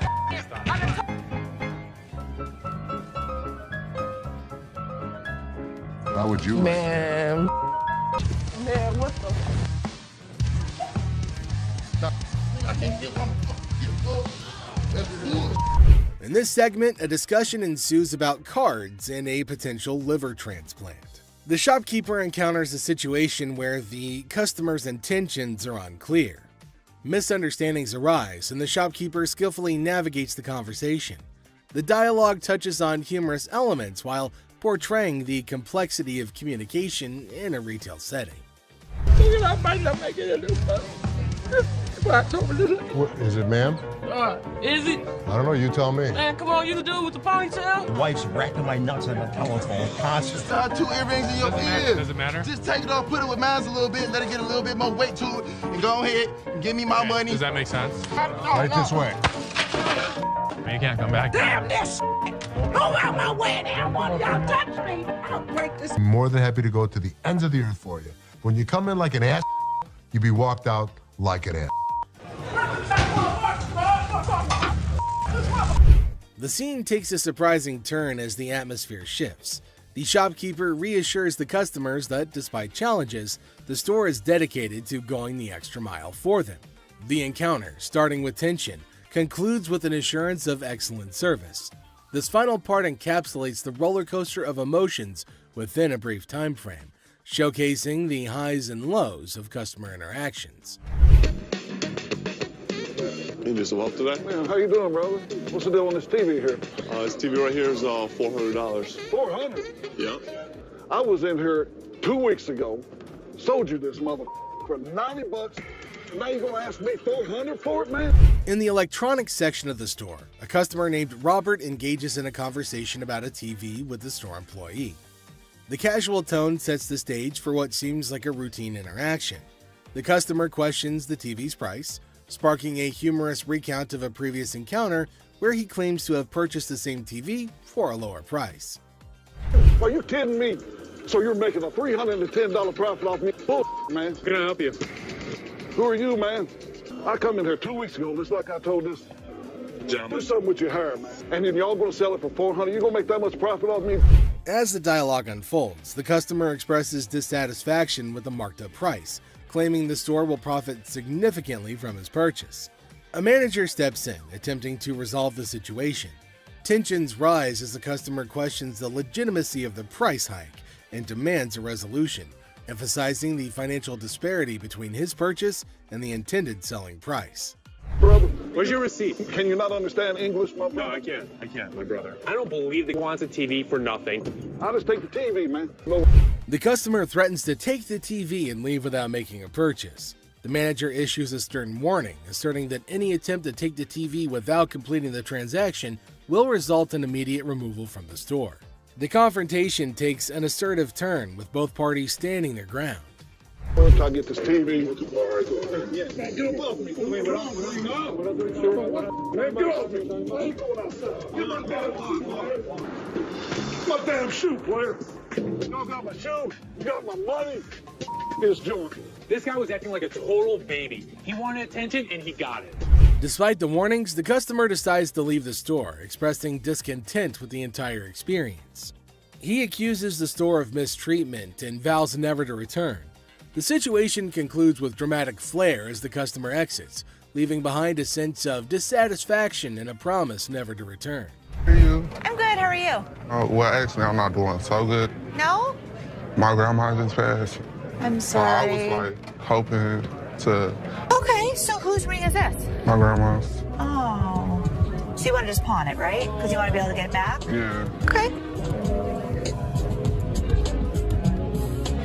Do you have anything else? It's not real. What you mean it's not real? It's not real gold. A guy comes in feeling sad and asks Ashley to pawn his grandma's ring, explaining that she passed away and it's all he has. When Ashley checks the ring, she gently says it's not real. Concerned, she asks if he's got anything else, wanting to help him in a simple way. You saying basically y'all sit up there and waste my time talking to you? You don't waste your time. If you have a TV, you can pawn your TV. What the I look like pawning my TV? Do you have a TV? I need to speak with somebody else because you irritate me flat out. It's acting really erratic and it's making me really nervous. Lower your voice. Don't Lower your tell voice. me Lower what your to do. voice. Don't Lower your put your voice. finger in Lower my your face. voice. Lower your Don't voice. put your You got finger. me. Ashley breaks the news that the ring isn't real. The person gets upset, saying it's not fake. Ashley suggests pawning a TV instead, but he questions why he should. Despite Ashley's efforts, the man gets angrier, repeatedly telling her to lower her voice. Ashley asks him not to point fingers at her face, but he ignores her. I'm trying to help you solve Like your this, issue. lower your voice. The next thing I know, this guy snapped. Lower Don't your tell voice. me Lower what your to do. voice. Don't Lower your put your voice. finger. You got me. No, let's go. Yeah, get up. Let me go. Let me go. On the ground. On the ground. On the ground, mother. The security guard intervenes, slamming the upset person to the ground and then dragging him out of the pawn shop. The situation escalates and the guard takes decisive action to maintain order. Next up, we've got this episode where a heavily muscled individual made his way over to meet Les to complain about equipment he got from the store that got busted. Somebody bought this. This piece of junk I bought in here just a couple days ago. It don't work now. It's broken. What is it? Little ab lounger I bought here, man. Workout. In the midst of the pawn shop's hustle, a burly customer approaches Les with a complaint. He's upset about a busted piece of exercise equipment, an AB lounger purchased just days ago. Les, sticking to the store policy, explains that they can only provide an exchange, not a cash refund. Tensions rise as the customer vehemently rejects the idea of an exchange, demanding his money back. They can only hand over another item in place of the faulty one. If you had the receipt, I could give you an exchange. I could give you I something. don't want an exchange because it's probably going to be some again. How about you just get my money? As the disagreement escalates, the customer insists on a cash refund, dismissing the option of another item. Les faces a dilemma, stuck between policy and customer satisfaction. The clash intensifies as the customer becomes forceful in his demand for a monetary refund, setting the stage for a heated confrontation. Les could match him word for word without fear. Better be some money. Or what? Or what? There's going to be a problem. How about What that? kind of... Les, accompanied by his trusty companion Byron the Snuggle Bear, stands his ground. The customer challenges Les with threats of problems if he doesn't comply. Unfazed, Les maintains his position, asserting that the store's policy is non-negotiable. The heir becomes charged with confrontation as both parties refuse to back down. I don't need that. As things got super heated between Les and the customer, Byron tried to step in to calm the man down. As the situation reaches a boiling point, Les and the customer engage in a verbal showdown. The customer grows increasingly forceful and Les warns against physical contact. Byron attempts to mediate and calm the customer, but his intervention takes an unexpected turn, adding a new layer of tension to the already heated exchange. Come on. Really? The confrontation takes a risky turn when the customer, ignoring Les's warnings, attempts physical contact. Byron, in a misguided attempt to intervene, escalates the situation further. Les stands firm, refusing to be intimidated while tensions continue to rise. Les questions a man's marriage. Les uses a customer's words against her. There's trouble in the office, but Les reminds Seth that he's the boss. Les kicks off the day questioning a man's marriage, using customers' words against her. Trouble brews in the office, but Les asserts his authority as the boss, teaching a disrespectful man a memorable lesson. Les shows that he's not just a pawnbroker, baby. He's a boss in control. Here are savage Les Gold moments. It looks like Les is more interested in this man's marriage than his business. Les woke up this morning with the urge to roast someone, and of all the people he could roast, he picked this guy. Things take an unexpected turn. Now, in a surprising twist, Les dives into the man's marriage, leaving everybody shocked. Les humorously challenges the man's absurd scenario, roasting him in a way that only Les can. The man's attempt to buy an anniversary present with his wife's jewelry backfires, adding a touch of humor to the pawn shop drama. Get a watch for my wife's anniversary. Oh, it's not your anniversary too? Well, yeah, it is mine too. How many years you been together? 25 years. Oh, okay. How many good ones? So how did you get these? Well, we were going through some of her jewelry. She said this belonged to my grandma. They're not real. Les posts a customer's watch request, questioning the authenticity of the jewelry. Unfazed, Les detects the fake and confronts the customer's peculiar anniversary gift plan. The customer tries to defend himself, but Les, in his signature style, keeps it real and uncovers the truth behind the fake jewelry. All right, hold on a second. How come the old man wants to buy his wife an anniversary present with her own jewelry? That is one hell of a ridiculous scenario. What this man could have done at this moment is leave. But nope, some of these customers love to start drama. This is older than both of us. It probably is. But it was fake when it was made, and it's still fake. Les faces a customer who crosses the line, insulting his family. For the first time, Les takes matters into his own hands, delivering a stern warning. The tension rises as Les draws the line, showcasing a side of him that won't tolerate disrespect towards his loved ones. Yeah? Okay, I've seen your wife. Listen, mother, there's two things you don't talk about. What's that? My wife and my family. Oh, so here's the deal. For a moment, we thought... Two of you. Here's the deal. Get out of here, two of you. I'll hurt you guys so bad. Sure you will. Better get in the front. Sure you will. In a final showdown, Les lays down the law. With no patience left, he kicks the disrespectful customers out, warning them of dire consequences if they return. Les reveals his savage side, making it clear that disrespecting his family won't be tolerated under any circumstances. Hello, how are you doing today? I'm good. How are you, sir? That's good. I want to pawn this TV. I can go 100. Excuse me? So here's a guy who wants $400 on a $200 TV. What the is he thinking? People can help me move my stuff back in my mother's house. 100 is not going to do, sir. I need more than that. But I can't give you more. See, it's a used TV. A young man enters the pawn shop seeking to pawn a TV for $400. Les, the owner, declines the initial offer and counteroffers $100.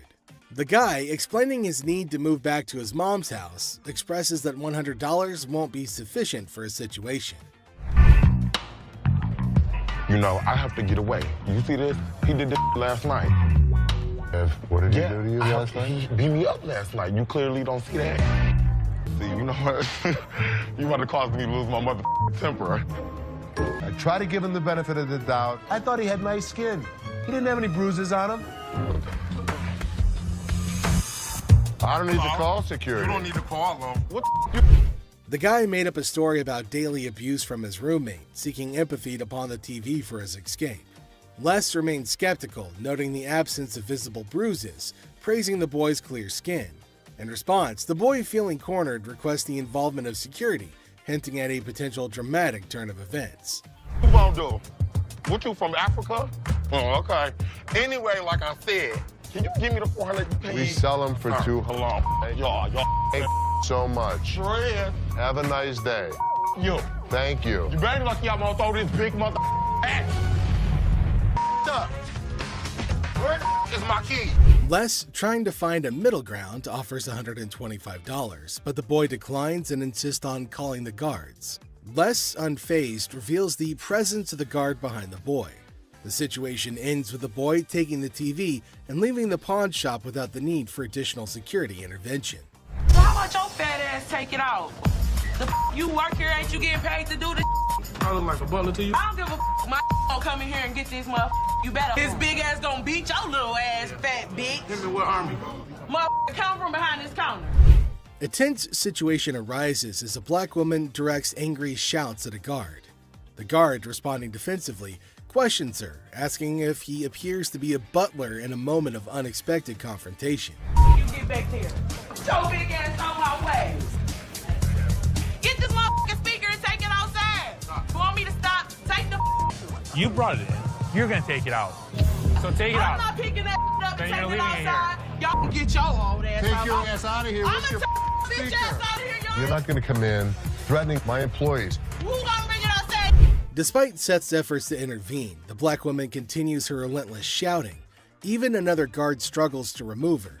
Suddenly, she notices Les, the owner, standing behind her. In an unexpected turn, she bursts into laughter and mockingly tells Les to leave. Yo, big ass, you can grab that bitch too, ogre. Motherfucking big ass, Shrek ass following behind me. We will give you the respect and the decency you deserve, but when you're threatening my family, we throw you out of here. Bitches, both life. Taking matters into her own hands, the woman starts leaving, dubbing the guards as Shrek on her way out. The situation takes an unexpected and humorous turn as she adds a touch of sass to her departure. Let's take a look at it. All right. I'm here with my man, and we got in a big argument, and he left me, so I need to He get left back you home. here? To Hawaii. Oh, really? Where about? Honolulu. Oh, okay. Got a ride from my cousin, so you gotta hurry up. There came a woman at Ashley's counter to sell her chain. Now Ashley's looking at her chain to see whether it's worthy enough or not. She's asking Ashley to hurry up as she has to leave earlier as her spouse has left her alone here. Really?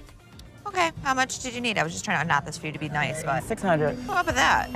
I got this from one of my aunts in Africa. This is $600. Oh, do you know what it is? It's actually a Tahitian pearl. No, this is from Africa. This is an African pearl. Ashley asked her how much she wanted for her jewelry. Now the woman said $600, which is a lot more than Ashley was willing to spend, since Ashley said that it's not an African stone, but the woman was arguing that it was. 600. My ticket cost $600. That's how much I need. Do you have anything else? No. Excuse me? No. Ashley told her that they're not African pearls, so it's not worth $600, but far less. It was at this point that the woman started acting rude. Ashley got shocked at her stupidity and rude behavior. Eventually, she started behaving really bad as Ashley got angrier. What's gonna happen next? 600 or not? You can't get 600 on this. Okay. And also, don't call me a bitch. So you mean to tell me that this ain't worth a mother thing? That's not what I said. It could be worth something. Okay, can I get $5.99? No. Some kind of problem? Okay. Exactly. Can I get $600 No, or you not? can't get anything. Okay, I You get can't talk to her like this. You can't $5.98. get- Oh, he left you now. Bitch, you don't know what I'm not leaving no place. Yes, you are. Oh, no. All right. Oh, yes, What? you are. What are you gonna do? I'll kiss my. Honey, you don't have that kind of money. All right. You. All of y'all. Bitch. If you want some help, talk to us like a human being. I'm leaving. Aloha. Who the they think they is? Them. Which Some jewelry for my daughter. Her birthday's in like 2 weeks. For sure. How old is she gonna be? She's gonna be 12. She's gonna be 12. Yep. Do you want a Kleenex? I've got allergies, man. I itch like super bad. I'm not picking it, I promise. Okay. We have a heart one that's really pretty. Can I see it? there came a man to Ashley asking for something to buy for his daughter. Now, he inferred that she's about 12 years old and he wants something interesting for her. But he's constantly picking his nose, which was making Ashley cringe. He's not stopping from doing such cryptic things, but he's constantly doing it in public. Ashley asked him to let her know if there was something he was interested in buying for his daughter. Look at it. How much you want to spend? Like 100, 150, but 75. can I touch it though? That's bull. I was charging him like $75 on this watch just to give him a deal so he didn't have to touch it with his snotty hands. Can I see the sanitizer for a second? Now, the man selected a watch, but Ashley didn't want him to touch anything with his dirty hands. She asked him about his range and he said he wants something under $100, and the watch was $75. The man didn't agree to buy it. Now Ashley's just getting furious over his silliness. Can you use sanitizer? Why don't you guys go yourself? I don't even care about the sale anymore. I just want him out of here. Ashley asked him to use sanitizer before touching anything in the shop, but he refused. Now this is going to be a very serious problem. They're probably going to have a fight. Ashley got angry and asked him to leave despite no deal. She just wanted him gone. She didn't care for the deal or profit, but just getting him out of the shop. Well, then came the guards who made sure that he left, and Ashley used sanitizer everywhere on everything that he put his hands on. Well, that's it for today, everybody. Thanks for being part of the Hardcore Pawn adventure with us. We hope you like the drama and the surprises. Stay tuned for more pawn shop stories. See you next time.